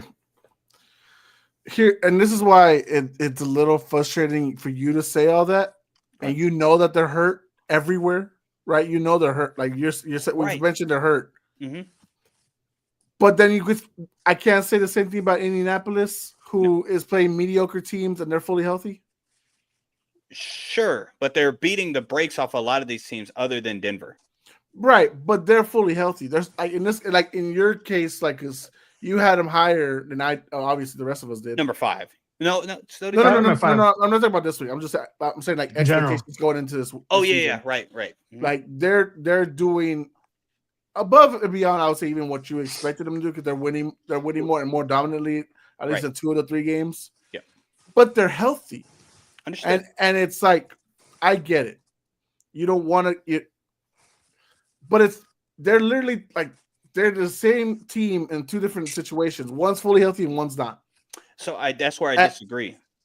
I don't think they're the same team right now because exactly that. One is healthy, which I understand. So But- you don't think if Tristan Wirfs there and the whole defense is alive and they had their full case of weapons, they would be dominating? Possibly, but that's not what's happening right now. So that's why I can't put them in a top 5. That's why I can, because I'm seeing the struggles that they're going through week by week, And they're still winning. and they're still coming up on top. And look, we're not gonna love. I mean, I get it. I'm the one that has them in the Super Bowl this year, but they have the clutch gene of just grinding it out and winning and not stopping. I don't know yet. Like a team like the Colts, when pressured, they got that clutch gene just yet. They got saved by a penalty, not saved by something they did. They got saved by a penalty to stay undefeated. So that's what Tampa Bay got saved by a missed field goal as well. Let's keep it in perspective here. No, but there wasn't a penalty, right? That was just a player It's a field goal that Young Hoku always makes. Right. Not in the last 3 years. That's actually inaccurate. Come He's on. actually no. If you want to look up the stats, we can look. What up about the stats. the blocked field goal? What about that? Which one? So Well, the Jets had one on them. I don't think right, Tampa had one yeah. on. So, and that would have probably messed it up as well. But my point is, Tampa is injured. That's the objective fact. That's what we're watching. You could say the what if. That's fine. And okay, they're still gutting it out against bad teams. But if let's say they get Wirfs gets hurt again or whatever the case may be, and they lose barely to good teams, you're not going to have them in the top 5. They're beating barely bad teams because they're bad teams. I mean, if they're barely losing to good teams, actually, I probably would. Yes, you're I not would. going to keep them in it. Why wouldn't I? Why? Because we reward winning, right? I thought we reward winning. We are rewarding winning, but okay, so like, and that's the thing too, right? Well, because we all have like a 2-1 team in here, right? I think I we all don't. do. I You have all 3-0 teams. undefeated. He does. Yeah, you do. Okay, He does. so yeah, fair enough. Good yeah. for you, Joe. Okay, yeah. Joe kept undefeated. I Yeah, couldn't look at the Colts and the Niners enough to be Yeah, like, the Niners. 49ers, I Niners. was like, yeah, no, I couldn't. I Just couldn't. 'cause I couldn't look at them enough. Yeah. Because of injuries, right? That's No. what I'm look. Come on, What- that's the same thing. They are barely winning these games against better competition than Tampa Bay, No, and they they're- are they're full of just- injuries. They're just ugly. They are. Ugly. It is ugly. It is They're ugly. just, they're just ugly. At least with Tampa, there's at least a little shine on that speck of shit. on But- offense. On offense, I think Yes. the 49ers on defense, there's the shine that nobody was really expecting, right? I just I don't would think say there's enough flag for Tampa Bay when we know their situation that it's unanimously we should all keep them on top five. like I wouldn't hold it against them if they were 1-2 right now because of their injuries. But for Tampa- them to be 3-0, But they would be top five. That's That's my thing. It's Yeah, just that's top what I'm five. saying. I'm not saying flack against like, oh, Tampa's actually not that good, guys. I will never. That's not out my mouth. Again, I No. have them number 8 on my top 10 list. I just can't put them above it because they're barely winning these games, which is good for Baker Well, and good well for this the team. this week's gonna show a lot too. I'm like, Agreed. because they do play Philly, so that's another game Agreed. we'll talk Agreed. about in the Yes, we limelight will. soon. We will. Okay. I think Yeah. I'm the only one that's been consistent keeping Tampa every week. So I'm not. Yeah. For me, it's not even like a question. I know Joe is the one that just introduced him, and so did Cody. But actually, Cody put him in last week. But Yeah. consistently every week, I've been having Tampa Bay in there, and it's just like it is what it is. So I mean, I've I just enjoyed. wanted to the get. situation. I wanted to get some kind of. No, yeah, it's like Tampa. I had a feeling too with me they were gonna kind of push back with Tampa with me as well. Like it's just them squeaking out wins, but you can't look at it like that as well because last year, like the Chiefs, they were winning a lot of close games at the end. Some of these other teams, like Minnesota, that 1 year when they were winning all these close games, and I remember you had them in the top 5 consistently because Minnesota, whenever we did it a couple years ago, whenever they were Yeah. winning like Of course. really close games. So Yeah. you got to look at it like that. Like, are they doing what they need to do to win games? And Right, but Baker's- beating good teams. Just again, I just want to make the difference. Like Well, it's early, I look- and they can. I Tampa can just look start at beating it- good teams, but I just look at it that defense that they played in Houston, like that defense was getting to Baker and him to make that play on 4th down. I think it was like 4th and 8th, and he rushed and he looked like he hurt himself. He gets up and gets right in CJ Gardner's face. He's like, "Bro, like I'm here." Like, and And I now was like, "All right." CJ's out of the job. yeah, he's winning. Baker's winning. Baker is winning. Okay, fellas, let us. That's everything to do with week 3. Let's jump into week 4. Let's get into our. I should have got an actual song. I don't have. Let me see if I can. What a dog! What a dog! What a dog! I will get copyrighted for that for sure. I'll just 100%. sing it every week. No, thanks. Let's see. I'll just play the. Just play some dogs singing. I'll put it in Mortal Kombat. We'll do our locks and dogs of. I'm on the board. Fight! Was it? Yeah, that was it. I mean, lights. I gotta get like a dog roughing or growling. Where's Jaden? Aroof. Roof. Aroof. Roof. I don't do him justice, so Okay, locks and dogs, and guess what? YT Cody's in the freaking building. Damn, In the he's gonna car. drive. He's gonna drive through or what? Picking up that in and out. I'm in the he's car. got that Can y'all AOL hear me? dial-up. Yeah, I Yeah. can hear you. Can y'all hear me? Yeah, I can hear you. And also, man, you're faithful, Cody. All right, you got a white tee on, and you're not even really on the show. That's wild. You Hey, always hey. have a white tee. Right. Hey. You see? Joe over here trying to copyright that stuff. Look at underneath that, that little button up, and it's It's a not Not a YT. facade. Yeah, it's not.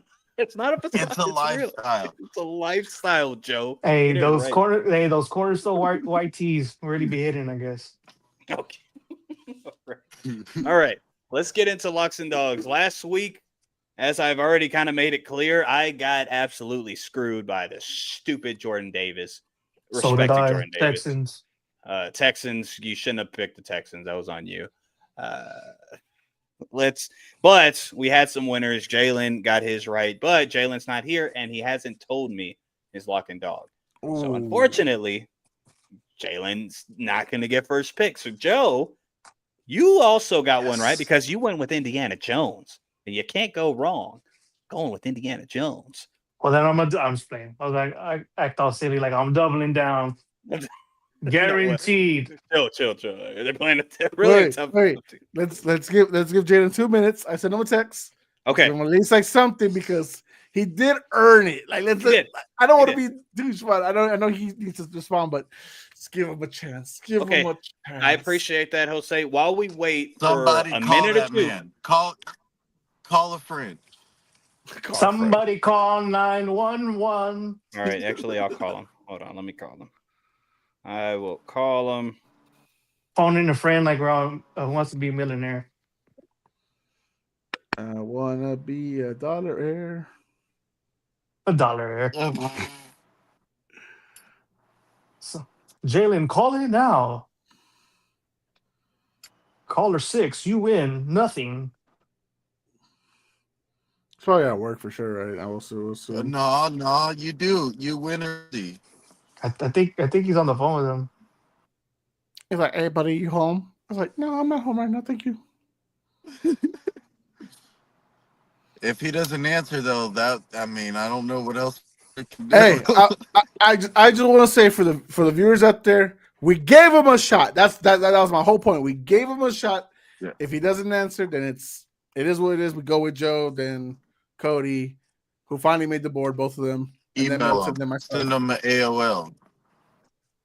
Send them an AOL. Yeah. He's trying to get. He's doing it live. Yes. He's like, "Stop calling me. I'm trying to get my DoorDash." DoorDash is signing me to a deal right now. Get out of here. The People's Debate TikTok is being sponsored by DoorDash. Your call has Da-da-da. been forwarded to voicemail. The person Damn it. is not available at the tone. We I'm tried. We not leaving a tried. voicemail. All right. We tried. That's all we can say. We tried. Shout out to Jose for that. Because, I Not wasn't going to leaving do a it. voicemail. Not leaving a voicemail. That's on you. All right. Well, now the order is Joe, Cody, me, Jose. Jose's not last. So let's see if that helps. We'll see. We'll see, dude. But hold on. Let me get the. Going from 5th to 4th spot is an underrated approach. I agree. I actually agree with that. You don't get the scraps. You actually get to choose. All right. Joe, you got first dibs, brother. Alrighty. So for my lock of the week, let me see. Because there's some I'm looking at, but I'm gonna go with my dog first. So I'm actually taking the Arizona Cardinals at home Thursday night football. They are underdogs by 1.5. Whoa. That's kind of hot, dude. What makes you okay? All right. I feel like they're gonna galvanize around the team. Connor goes down. I feel like Benson, he's looking like a good Benson looks candidate to good. break out. Benson, fantasy wise, you guys Yeah, can you pick him beat up. me to him. Yeah. You got to be quicker than that, dude. Well, I don't know how much because I put like $30 on them. No, I put a good amount. I knew somebody was gonna. I think somebody put almost 200. I said I'm gonna put 200. Wait, no, not 200. 100, whatever. I put a lot of money on it. You put 175 now? Something like that. No, I don't think 175, but maybe 125. I don't know. You paid too much. No, I don't think so. I'm not gonna use the fab. You know what? I'm just glad I picked up Ramondre and Cam Scatterby last week before y'all hounds did it. I got Cam in the other league. Yeah. Smart move. Yeah. Smart move. Go ahead. And then for my lock, let me see who I'm gonna go with. I'm gonna go with the lock, and Alex is actually gonna like this pick. I'm going with the Chicago Bears at -1.5. For your luck? Yeah, for my lock.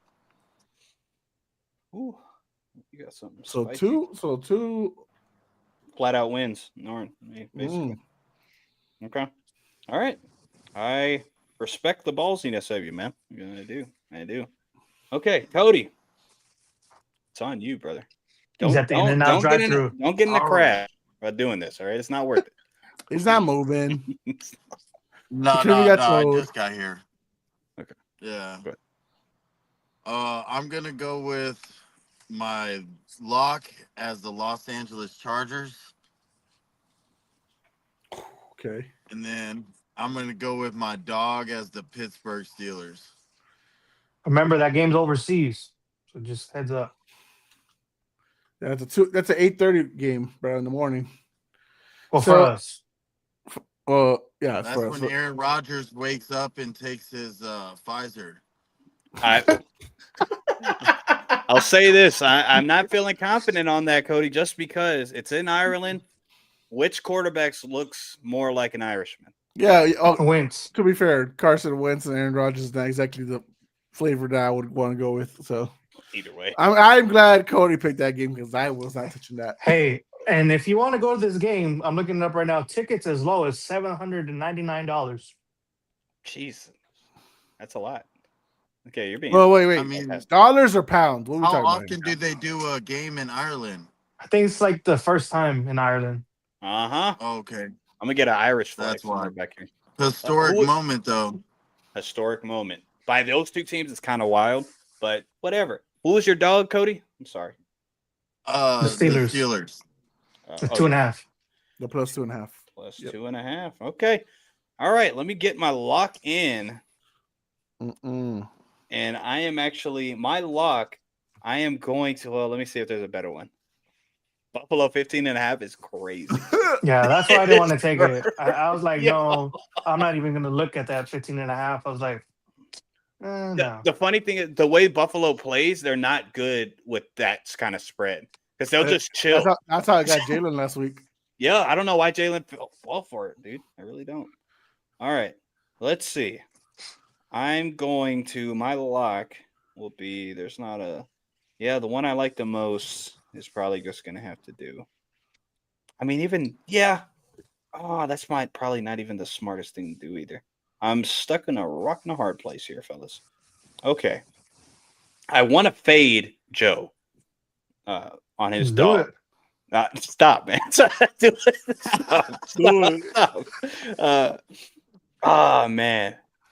Seattle. Because I went back and forth on who I wanted to take on this game. I feel like Don't try to This sell game's- me right now. You're trying to sell me, dude. Get out of here. Try to sell me. Hey, Now I'm not and, doing I, it.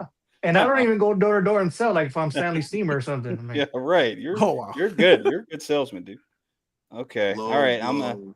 I'm gonna actually go. Hey, she's not wrong. I'm salesman of the year. All right, it's fair enough. Oh, Okay, I will actually take a riskier option, but it might not be that risky, and I have the time line. to wait. Nah, I will go. My lock will be Denver covering the 7.5. That's risky. It is. Okay. it is risky. Just 7.5. Like, why do you got to put the point? You could put 6.5. I'll take that. But okay, my underdog of the week will Take be. the Jets. Oh yeah, that's an easy one actually. Okay, my The dog of the Cowboys. week. Stop, yo, Joe, stop it. It's gonna be the Kansas City Chiefs covering the 2.5 against Baltimore. What was your lock again? My lock is Denver minus 7.5. Okay. Yeah. I thought about that too. I was going to go for that one. But it's kind of risky. Damn, so you saying KC gonna win or 1 point game? Yeah, Yeah. That's basically what he said. point game it could be. I could still win, but I think they'll flat out win, honestly. Okay. Which is kind. I mean, I'm not that confident in that either. But I'm like, Baltimore wins by a field goal. Watch. yeah, or a blocked field, whatever. That's gonna really piss me off. Real quick, hey, Chi-Town, was he banned? You see that? Did you do that? You did. Oh, you banned them or what? Yes. He put him in I timeout. put him in timeout. Put him in timeout because was it because of this comment?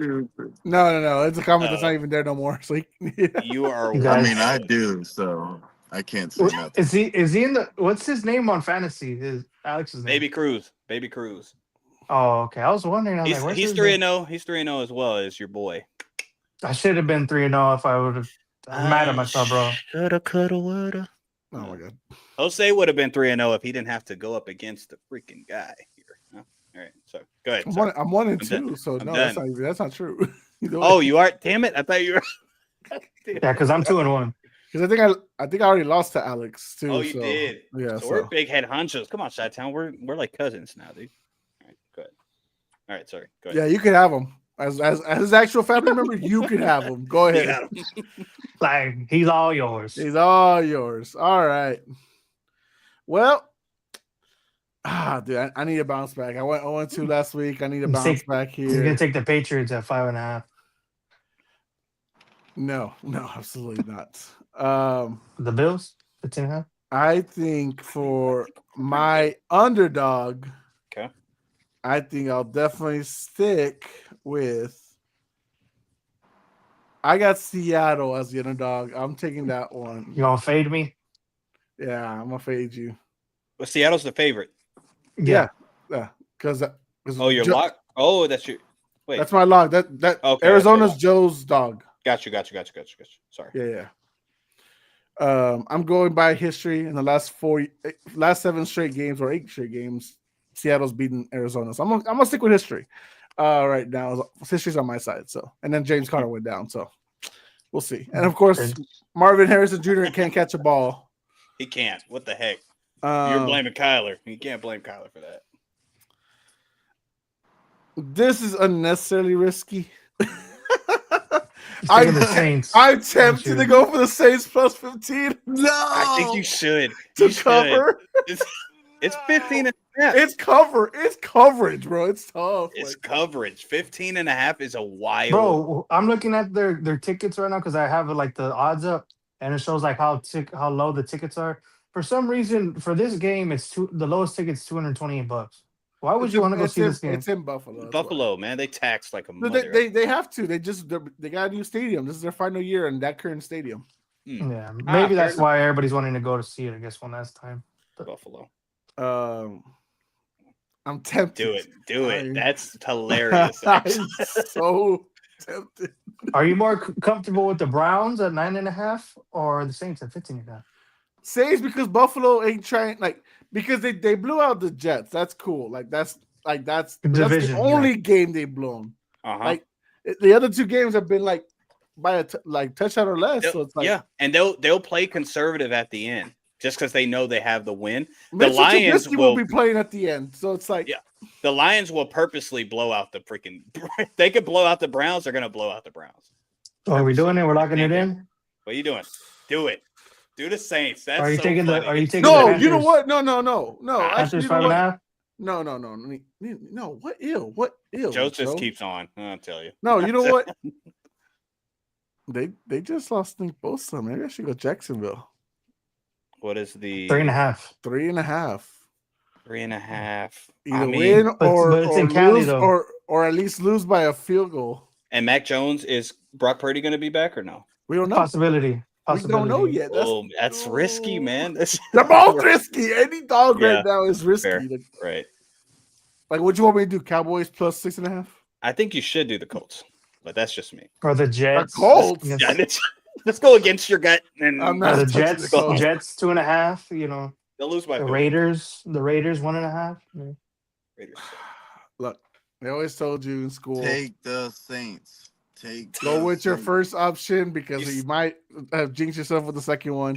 Right. Give me the Saints plus 15.5. Hey, this moment's like a Dan Campbell moment. This is the Dan Campbell moment of the week right here. I'm gonna tell you right now, I better be first pick next week if they get that shit right. It's I'm gonna so tell you funny. Yeah. Oh, that. Watch. He gets his dog right, but then he gets Seattle wrong. Yeah, right. Seattle's more of a lock. You would hope so. I would think. yeah, Joe's definitely hoping so. Yeah, he's definitely hoping so. Okay, I got a question. Proposed idea of the rule trade for Commissioner Mitchell Goodell, since we have implemented a lot of rule changes to locks and dogs. What if you take two? What if you take 2 dogs to win in a week, extra point to try to catch up? No.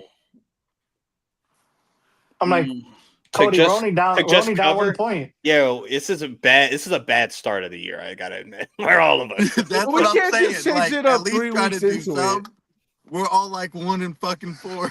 No, or if you do that, and if you get both of them wrong, you get a point deducted or something. Like you have to like Nah, use a see, that would point. be too That's much. too So much. maybe It's- maybe Yeah, next year. that's The extreme. one thing that while y'all are here, I was thinking of is remember last year instead of because me counting, oh god, it wasn't hard, but I was kind of like, this is annoying. Should locks matter more than the dogs? Like last year, how it I did, but it thought was that's the straight way up. you always did it. But That last is year how we we did it. did It it. was the straight pick 'em. It was a straight pick 'em. It was not the spread or nothing like that. So I thought since I was doing the spread, like okay, well whoever's close as far as number wise, like who is closest to actually matching their number. But do you think it should just go back to locks matter more? So if I get the lock right and I fail miserably Yeah, on the because underdog, they're the underdog. If you get the dog right, you should be going at least more first, because it's the underdog. They're the ones fighting the whole thing. so See, that's how dogs I should matter felt more. at first. That's how I felt at first, Jose, when Milton first did it. But then Mhm. Milton like explained, I kind of felt more his side than like the lock. It should be your for sure pick. If you're missing your lock, like you fucking suck. You Right. know, So you what shouldn't be getting rewarded because you went out on a limb for a sorry team. You should get your lock. So it could go both ways because the lock was like, okay, gun to your head, right? So that it was more important. Or right? Right. we could just go with how I thought it was going to be. Whoever is up in the standings goes first. Whoever's up in the standings go first. But what if you're tied? There's a lot of Don't ties. like that. though. Well, now there's a lot of ties. Like, Well, for like 2 weeks, he was the only one with like a point. So that's why. yeah, I was getting a point a week, and That's now all of a fun. sudden, there's like nobody. Yeah, So you gotta do it. Okay, actually, so let me just propose it. So do y'all want if you get the locks right, like if all of us get one right, let's say me, Cody, that's not all of us. Let's say me, Cody, Joe get the lock right. Then you And- go by with what dog lost by the least, then right? Right, but then somebody got the underdog right. No matter what, they're not really counted for because they got their lock wrong. Or could I just keep I it the thought same? we as- went. Or you just go by like whatever. Like if you get your lock right, which should we do it like who won by the most points as your lock? Right, that's what I thought we did. Like, so whoever got their lock out of their lock, then whose lock performed the best, then in that order. Yeah, we could. I'm like that. I feel like that's okay. But that's up to y'all. it's my first year in. Did Milton go mute or something? He's thinking.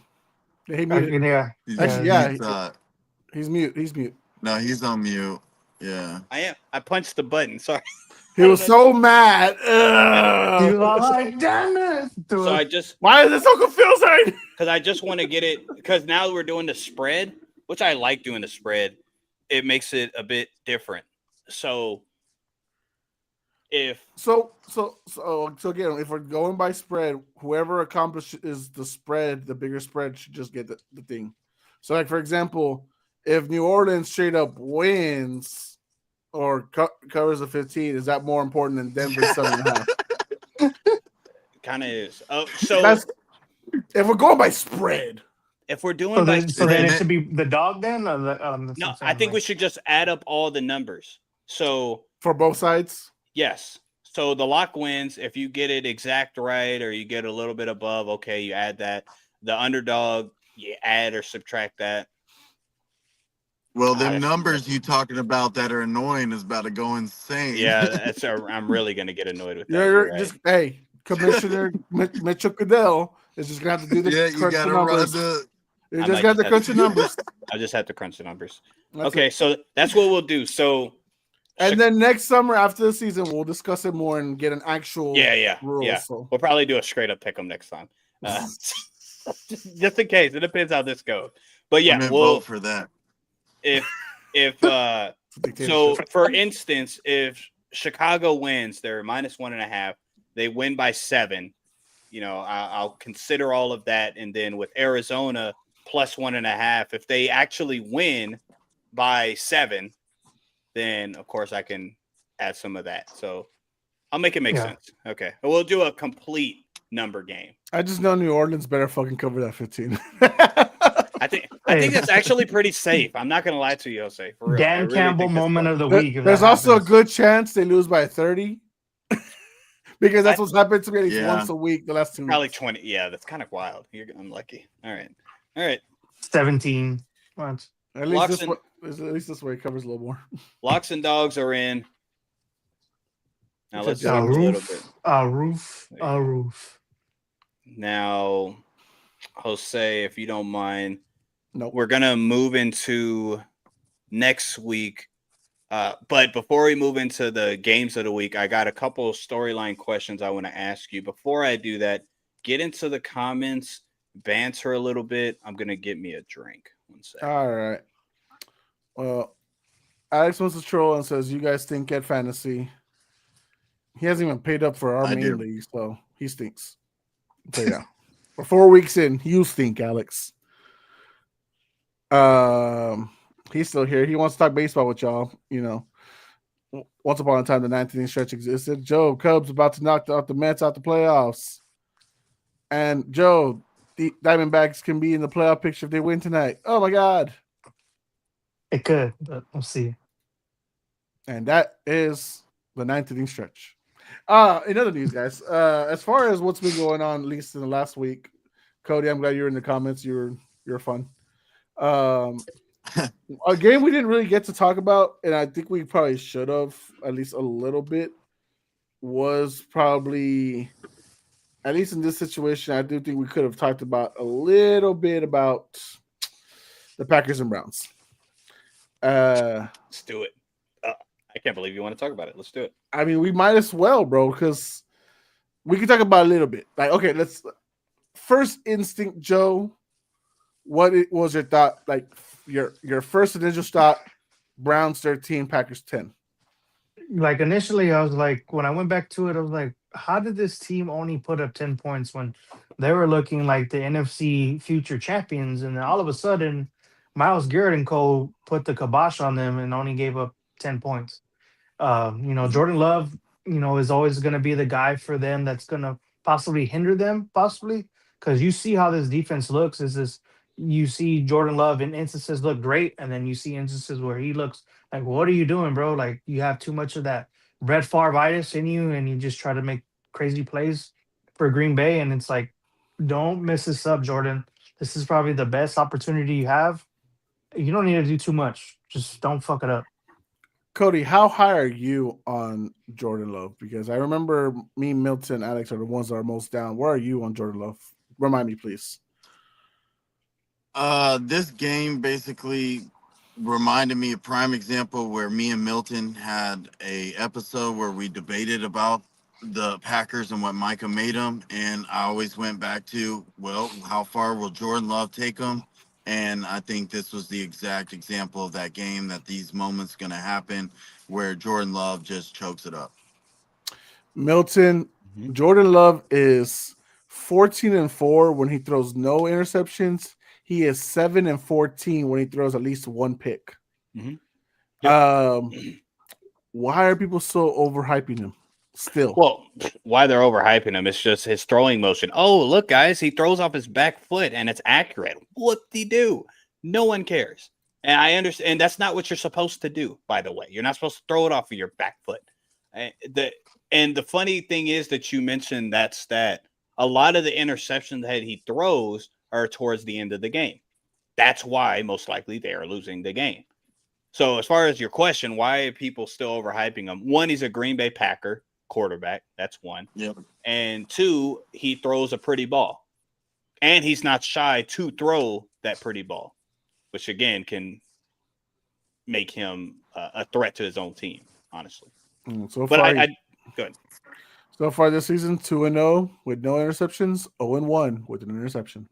I also want to put in perspective. I did this a little bit on the instant reaction. I get it. It's the Green Bay Packers, but we have to take account that the Cleveland Browns defense is the best defense is defense in the league. I forget a good defense. I think it's the best defense in the league. Sure, points wise, it doesn't reflect. That was because Joe Flacco and special teams gave the ball in small increments of yards that was needed. It's not Lamar didn't run wild on him. Derrick Henry was absolutely neutralized against the Cleveland Browns.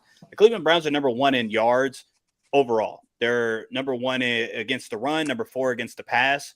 Again, the points came in that one game. The other 2 games, it was 10 points and 17. And again, the 41 is miscued because of the special teams and the offense, giving them the ball in smaller positions. So Green Bay, again, the Jordan Love, 100%. He's going to do this multiple games. But also, I do want to put in perspective that the Cleveland Browns, while this defense is healthy right now, have the best defense in the NFL. Yeah, they're only giving up 204 yards a game, so that's really good. And then they're tied for third with 11 sacks. So they're getting to the quarterback and they're holding the opposing team to less yards. Come on. Oh, they really want to keep that 27-year-old Super Bowl champion tradition alive. So we'll see if it happens, it happens. If it doesn't, it doesn't. They do. But That's also another reason why, they're just holding on to that because of that fact. But okay, real quick, storylines heading into Week 4. Ravens Chiefs. With both of these teams playing upcoming, is this game a must-win, and for whom is it more of a must-win for? it's a must-win for both teams. It's more to me for the Chiefs. I think it is more for the Chiefs. I hear you, though, Jose, but I think if I had to pick one, it's more of a must-win for the Chiefs just because of the division that they're in. What you think, Cody? Yeah, I think it's about the same. Okay. I Just think because- because the Ravens have higher aspirations this season. I think the Chiefs, they don't really think they're going back to the Super Bowl this year. So I feel like it's both. And if the Ravens go 1-3, fuck, it's gonna be rough. Yeah, it is. I favor more of the Chiefs just because, again, their division. The Chargers are freaking 3-0. They're playing the Giants. They could be 4-0. That's not going to be a good thing if they go 1-3 because the Chargers might fall off a little bit of a cliff, but the way that they're looking per injury, I don't think they're. I think I was wrong on how low I was on them. Possibly, it's a bit early. The Broncos, they made a lot of silly mistakes. It's not that they're not like getting blown out. With the Chargers, they were in the game the entire game with playing a bad game. With the Colts, like you said, Jose, against the Colts, it was a field goal. It was a penalty on their part that made them lose that game, right? So the Raiders suck. I'm not worried about the Raiders, but I think it's more. Oh, I hate the little stupid chant. I think it's more important for the Chiefs to win just because of that. The Baltimore Ravens, yes, don't get me wrong. It technically is a must-win for both. I just think they're allotted another loss because the Steelers are not really that good. And the Bengals and the Browns defense is great. Their offense is absolutely terrible. And the Bengals aren't going to have Joe Burrow, so both are going to be terrible, offense and defense. But you never know. Anything could happen in this league, and Bengals could always make a trade. Let's get Russ, guys, or let's get Jameis. Let's improve. Pittsburgh is that team that I will say are going to be under 500, and yet somehow, some way, they find a way to be above 500. Right. Starting 1-3, and your schedule is not the easiest. I mean, I know how talented this team is, but we're seeing it right now, Milton. They're giving up 30 points a game almost against good teams, and that's not a healthy way to go at it. So if you look at how they're going, the schedule for their bye, it's Texans, Rams, and then it's Chiefs, Texans, and Rams. So I mean, there's a good chance that they could start 2-4. They need this win to at least force maybe 3-3 or something like that, because I think, like how Cody said, not that the Chiefs aren't expecting to go back to Super Bowl, but they also don't need it. You get what I mean? Like, they've accomplished so much. It's like, it's not really like the hunger's not there. The three-peat's not there this year. Obviously, injuries and other things are holding them back, which is why they've had a super slow start. So it's like they're not hungry. With the Ravens, Lamar is trying to prove something. Derrick Henry's trying to prove something. John Harbaugh's trying to prove something. And so it falls way more. If we had to pick one, I would say it falls more on the Ravens than it does the Chiefs. The more I think about it, the division point stands, but the Chiefs are getting Rashee Rice, and Xavier Worthy back. So if they, they can definitely come back from if they do go 1-3. So I could see that point possibly leaning towards the Ravens. Okay. Well, hence the title as far as week 3 being chaotic. Teams thriving in the chaos that are 3-0 are the Buccaneers and the 49ers. Both of them, chaotic-wise, is just because of injury. The injury bug has hit both of these teams pretty freaking hard. With the Buccaneers, obviously their best receiver, but they have another nice shining weapon in Egbuka. But the main thing with the Buccaneers is their offensive line. We all looked at this offensive line as being the top offensive line going into the year, and now it's being decimated with injuries. Even with Tristan Wirfs coming back, the whole as offensive line is decimated with injuries. The 49ers, everything's going wrong. Tight ends out, quarterbacks out, wide receivers out still. Second best defensive player is out. Which team's luck is surely to run out of both of these teams, and why? You said the Buccaneers and what other team? Niners. The Niners, man. It's just your quarterback's not there. Your best defensive player is not there. Your best offensive pass catcher isn't there.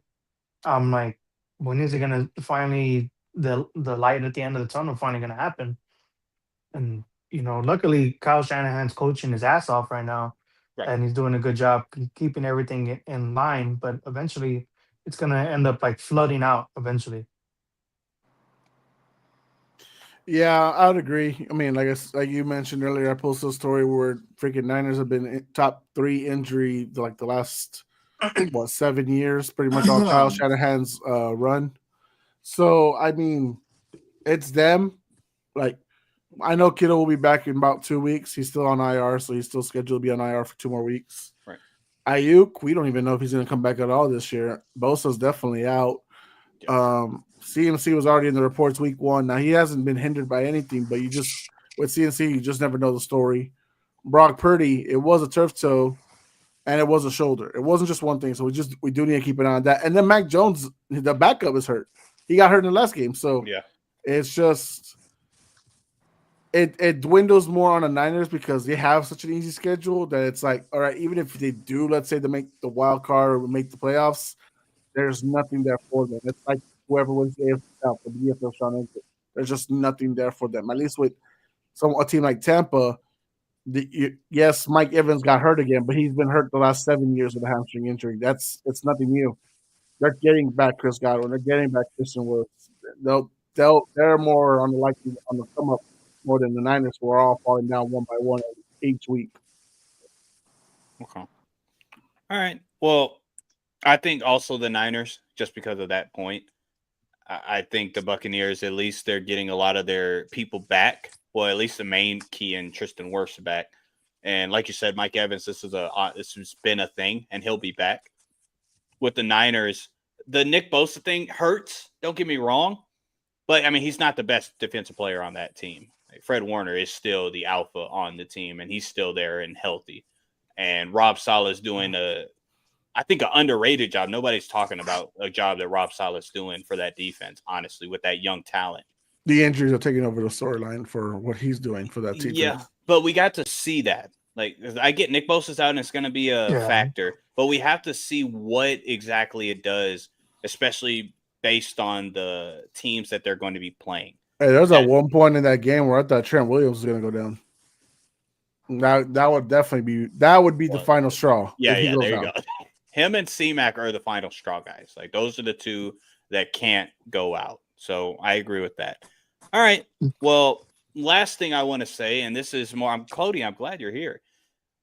There's only been one 0-4 team to ever make the playoffs, and it was can y'all guess who it was without looking at the Bills. Nope. Okay. When I said Cody. You said, I'm happy, Cody, you're here. Cody's gone. Oh, come on, man. That's rough. You sure it's not the Bills? The only team to go 0-4. Not 0-4 in Super Bowl, Joe.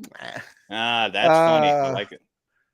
Why am I thinking the 2013 Chiefs? Now, so it's 1990s. So get out of this. 0-3, there's been some teams. 0-4, there's been one team. 0-4. I wouldn't have got it either. So I don't even know a player on this team, by the way. Yeah, I got Yeah, it. I'm not. 92 Bengals. The 92 Okay, I was one. Cincinnati Bengals. I Was would. it was I the would. Chargers, Chargers what? the last 0-4 team in 1992. Chargers? Oh yeah, yeah, they made the Super Bowl, right? Is that what it's just? Is that the They year? Oh, I finished think you're right. 11-5 and advanced to the division round of the playoffs that year. Yeah, I think I don't know why I said the Bengals. Hold on. Let me see. Let's see. I looked it up. Yeah, San Diego Chargers. Yep, he's right. Superchargers. Why did I say Cincinnati? Why the heck? Did And I then say- they go to the Super Bowl that year. Now the divisional. They made Yeah. a Super Bowl once upon a time. I thought it was that year. Nah, that was like in 97. Yeah, Ooh. Joe's right. They lost the divisional round. Okay. But my question to Cody It was to Cody. would be if the Texans go 0-4, which even on my brilliant sheet of paper, I don't have them going 0-4. I have them winning this next game at Tennessee and going on a bit of a run.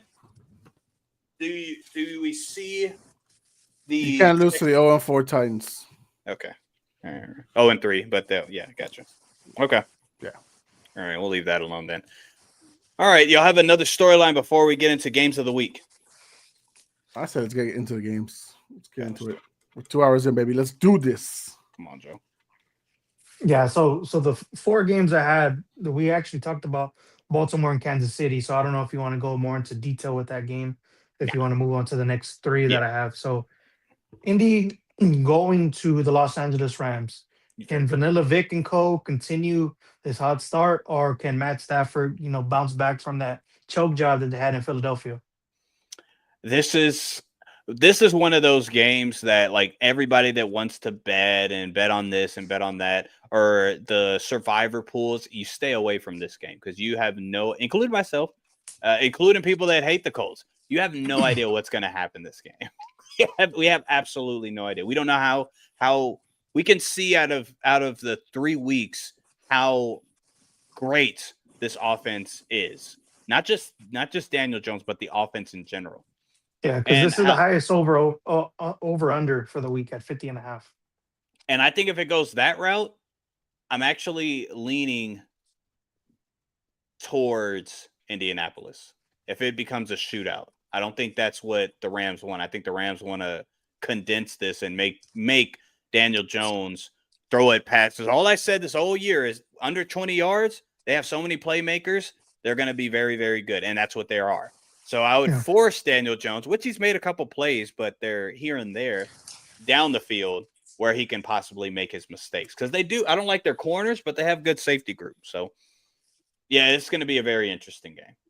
Yeah. Very, very interesting. Yes. I don't got really much to add to that. That's why. Okay. Well, moving on to the Sunday night heavyweight matchup that we thought we were going to get. Unfortunately, Dallas is coming in hobbled and Green Bay's looking like they're ready to destroy somebody.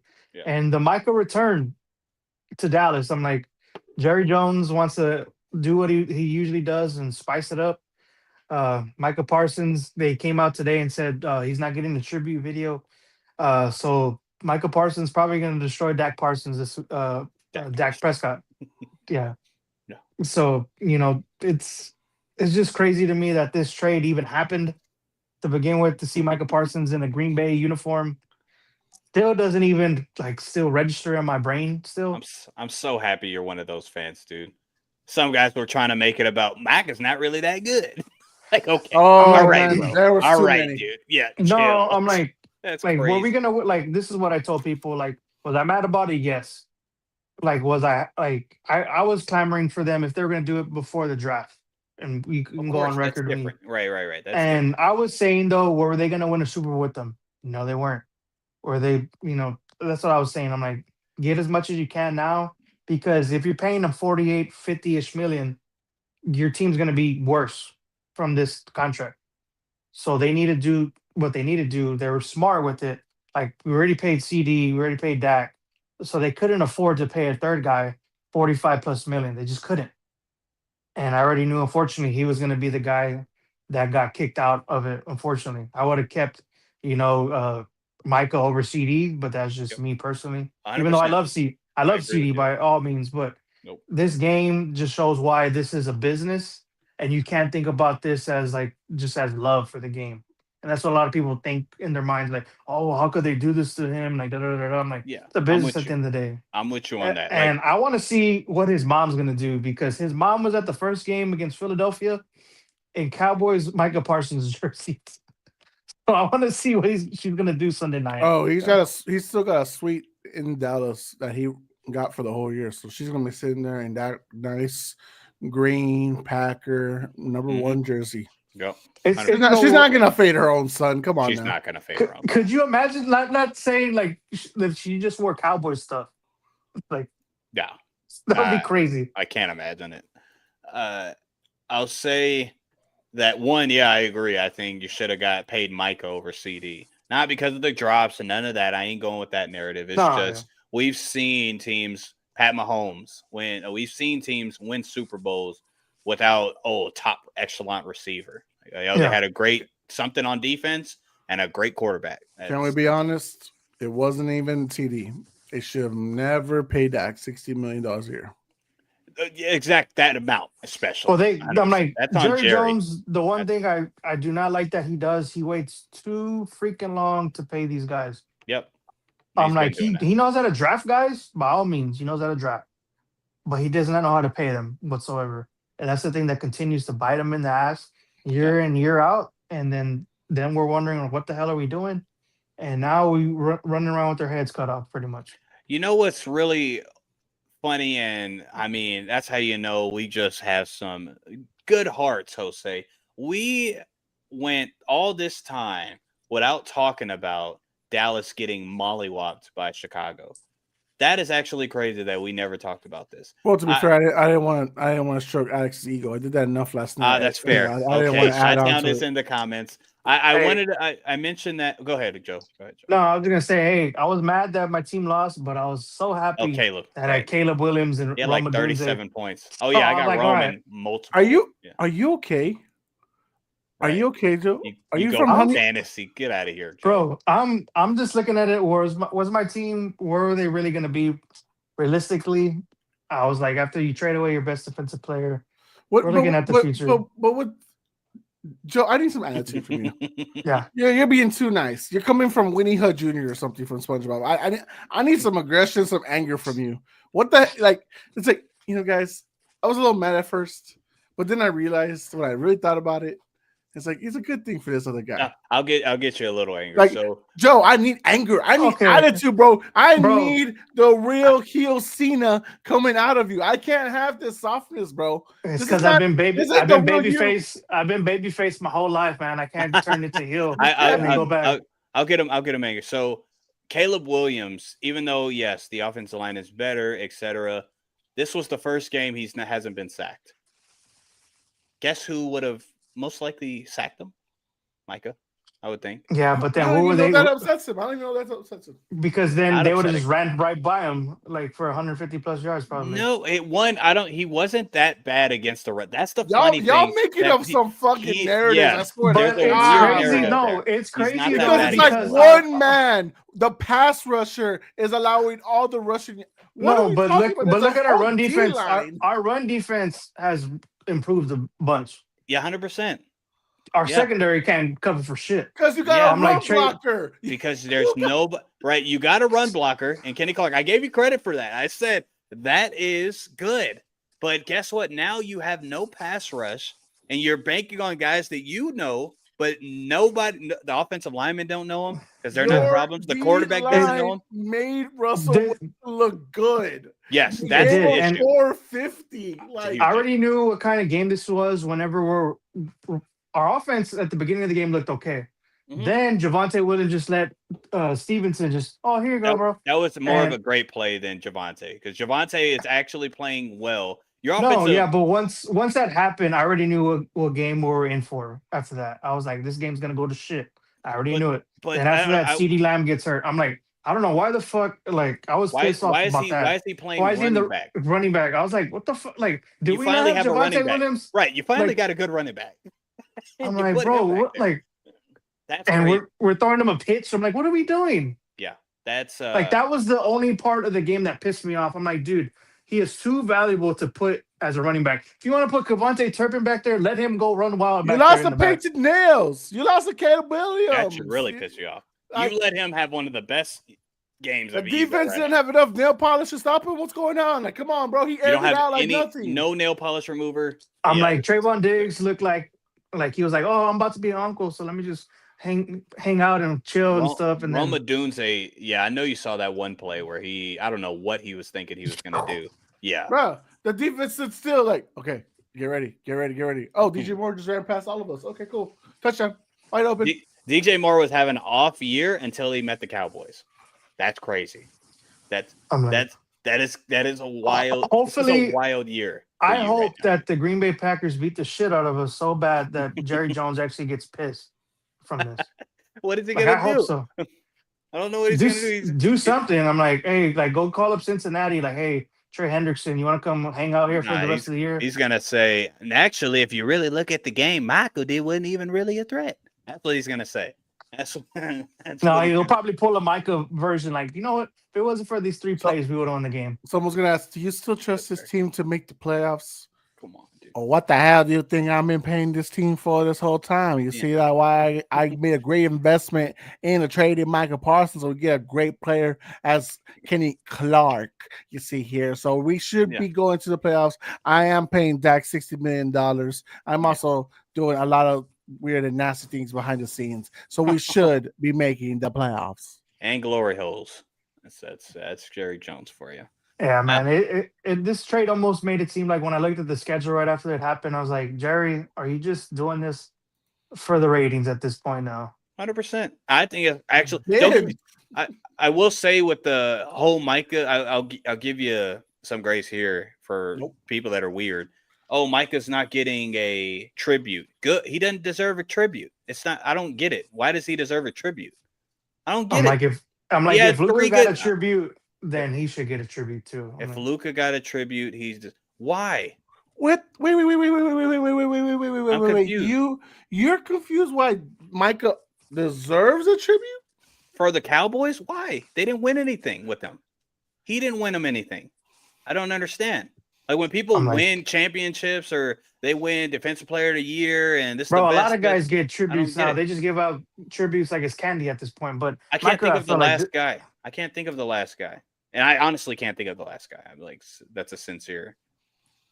like I in can't- football, I'm trying to think. Like in football, who got one? It's a serious like player. Like Okay. I mean, I guess my thing is because one, the tribute is also to say like, Micah, thank you for the time you did give us because you were a top 3 pass rusher in the league. You did freaking win us so many games. You were that amazing.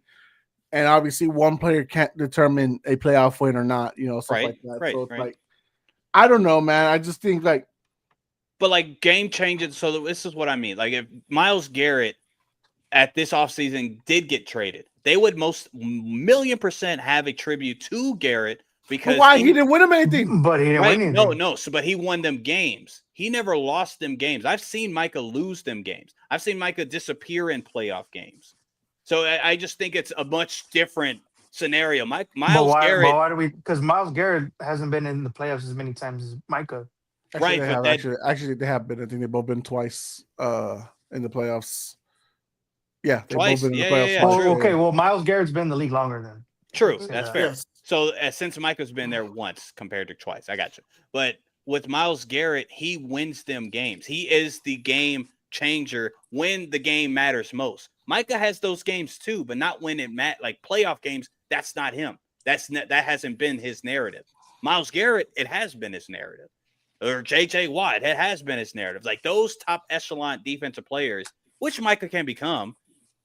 That's when I see a tribute. I don't see a Micah's tribute. been to the playoffs actually more times than Miles. Sorry, he's been to the playoffs 3 straight Like 3 years. times. Ah, Yeah, right Miles. on, right on. Miles only been on twice. Twice. Mhm. That's what I was thinking. I was like, I think it's 3-2. I'm Yeah, like, he's 1-3 in playoff games. Right. it's Tampa. With Tom Brady, great. Good job. Yes. Good job. Good job. Tampa. Good job. Good job. Good job. But okay, I understand why they're not going to do it because Jerry him and Jerry got into the spat. Like if This is him all and Jerry- Jerry's side. This is not even Micah's side. This is all Jerry's side. I believe it. Yeah, I So- believe that 100%. Okay, another game. Well, And then the- one this game we all got Green Bay winning, right?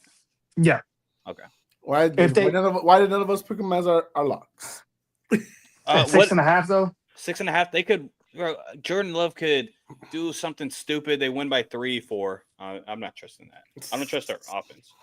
I'm like all of a sudden the defense looks okay, and then Jordan Love just does a demoralizing Aaron Rodgers like throw. And And like Joe said, their run stopping ability has gotten better. They're not Cleveland Brown run stopping ability, but Cleveland stopped Josh Jacobs, made him irrelevant. We'll see. Yeah. But go ahead. Yeah, and then the last game for me, the 3-0 bowl, another 3-0 battle. Philadelphia going to Tampa Bay. In years past, Tampa Bay has had Philly's number, Right. especially in Tampa. So let's see what happens. Let's see if Philadelphia's offense can continue to roll how it looked in the second half against the Rams. And Tampa, can they continue that magic, that Baker magic of them coming back in late games and continuing to go 4-0? This game is going to be huge for playoff seeding. Head-to-head wise, when we look at it in the future, like, oh, well, why did Philadelphia or why did Tampa get the number 1 seed? Oh, well, it's week 4 matchup head-to-head. That's why it's like that. Last year, it was Philly who went against Tampa without AJ Brown or Devontae Smith. It's this year where Tampa's facing Eagles without Mike Evans, possibly Chris Godwin, depending where he's at in recovery. So this will be tale of two tapes, but I think the result will be the same as far as the healthier team will succeed versus the injured team. Yeah. I as well.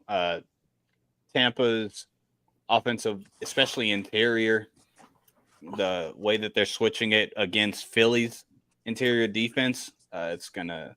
Now the Baker- only thing that holds back Philly that might be from a guarantee win is the play calling. If Patella, the OC, is too conservative, we know that actually in this season alone, Tampa Bay, if you're hanging in there, they can win it if they get the final touch of the game. Especially at home. Of course.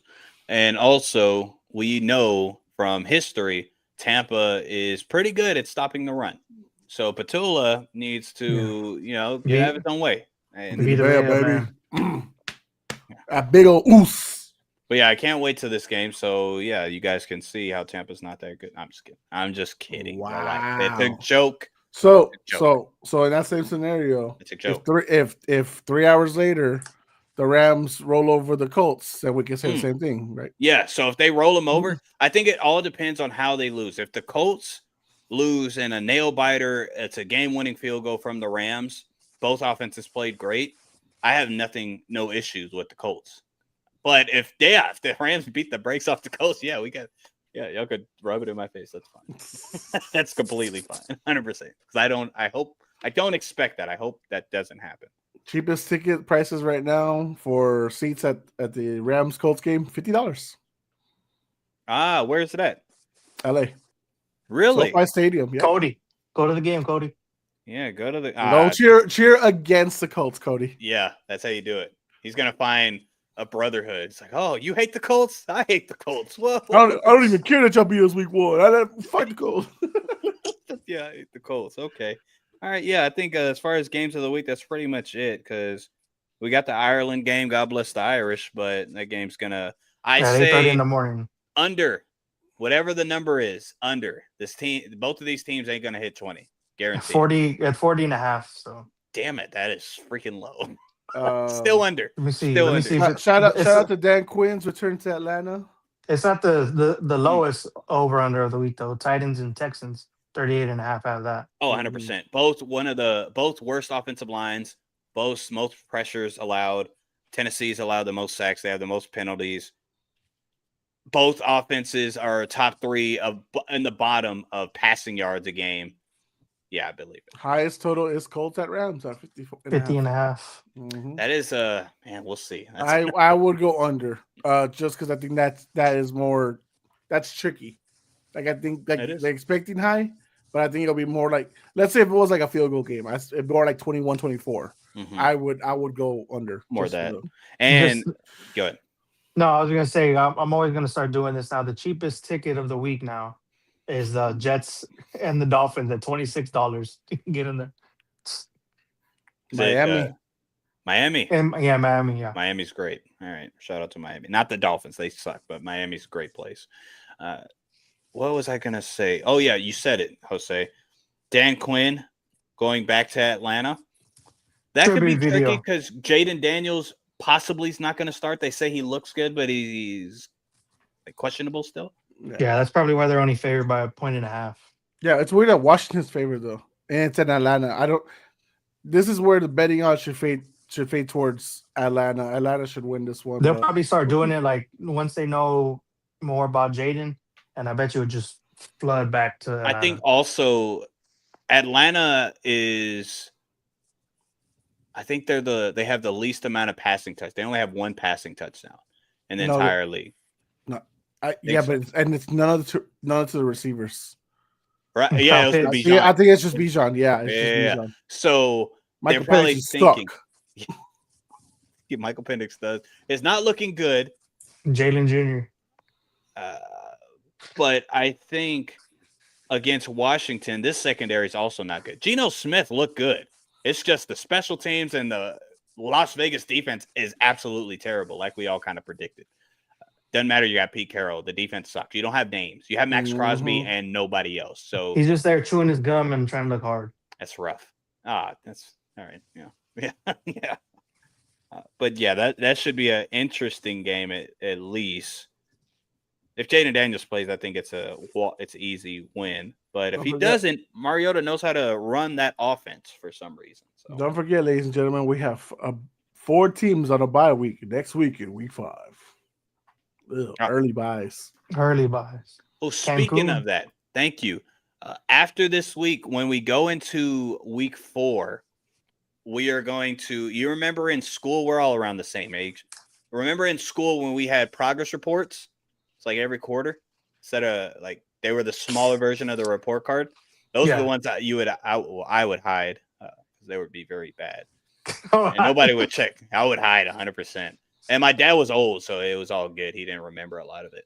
But so we're going to do a progress report because somebody in the comments said they want a top 10 quarterback list as of that week.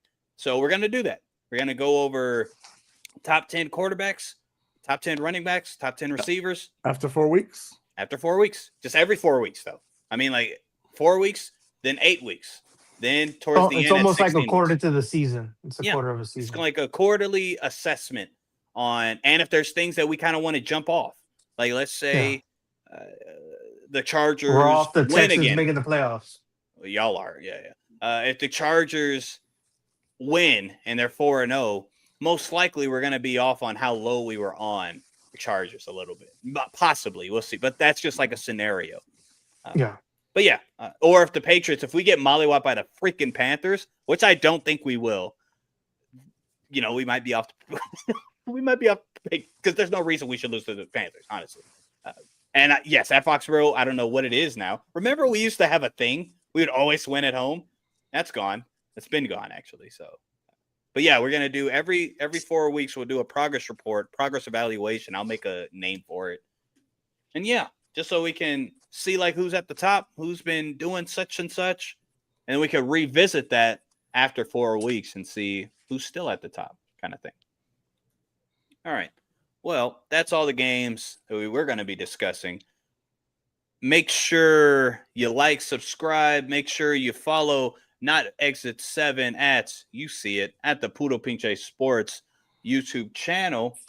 Also, be on the lookout at the Puro Pinche Sports YouTube channel for a UFC White House event, and I'm gonna be definitely promoting that as well because I think I'm a genius and these guys think I'm an idiot. So we'll talk about it. to be fair, let me be nice and say, Good. I think y'all both idiots. I thought it was gonna be something good. You tricked me. Okay. All right. Well, be on the lookout there. Be on the lookout. I would say Friday night or Thursday night, somewhere in between that, I'm going to have instant reactions uploading more often. And yeah, but make sure mainly that y'all are here next Wednesday, because yeah, it's progress report time. And that's where the debates will happen. Are you gonna Because- hide this or no? You're not gonna hide this. Hide what? You said you're hiding your progress reports before, so No, not that's funny. Good one. No, I'm not going to hide this one. No, He's not afraid of you, Dad. I'm the one. We're the teachers, technically. We're evaluating what we are seeing. And that's where the beautiful discourse and debates will occur. Because if you're saying this guy's top 4 and he's not even in the top 10, well, we're gonna have to spruce that out a little bit. Cody's gonna have CJ Stroud top 10. Regardless. That would be disgusting. No offense. Love CJ Stroud. But nonetheless, Joe Sports Mailman, Jose, aka Not Exit 7. I am your host, Milton, and we'll be back next week. Make sure again you like and subscribe, or else. I'm done being nice, or else. It's a threat. All love.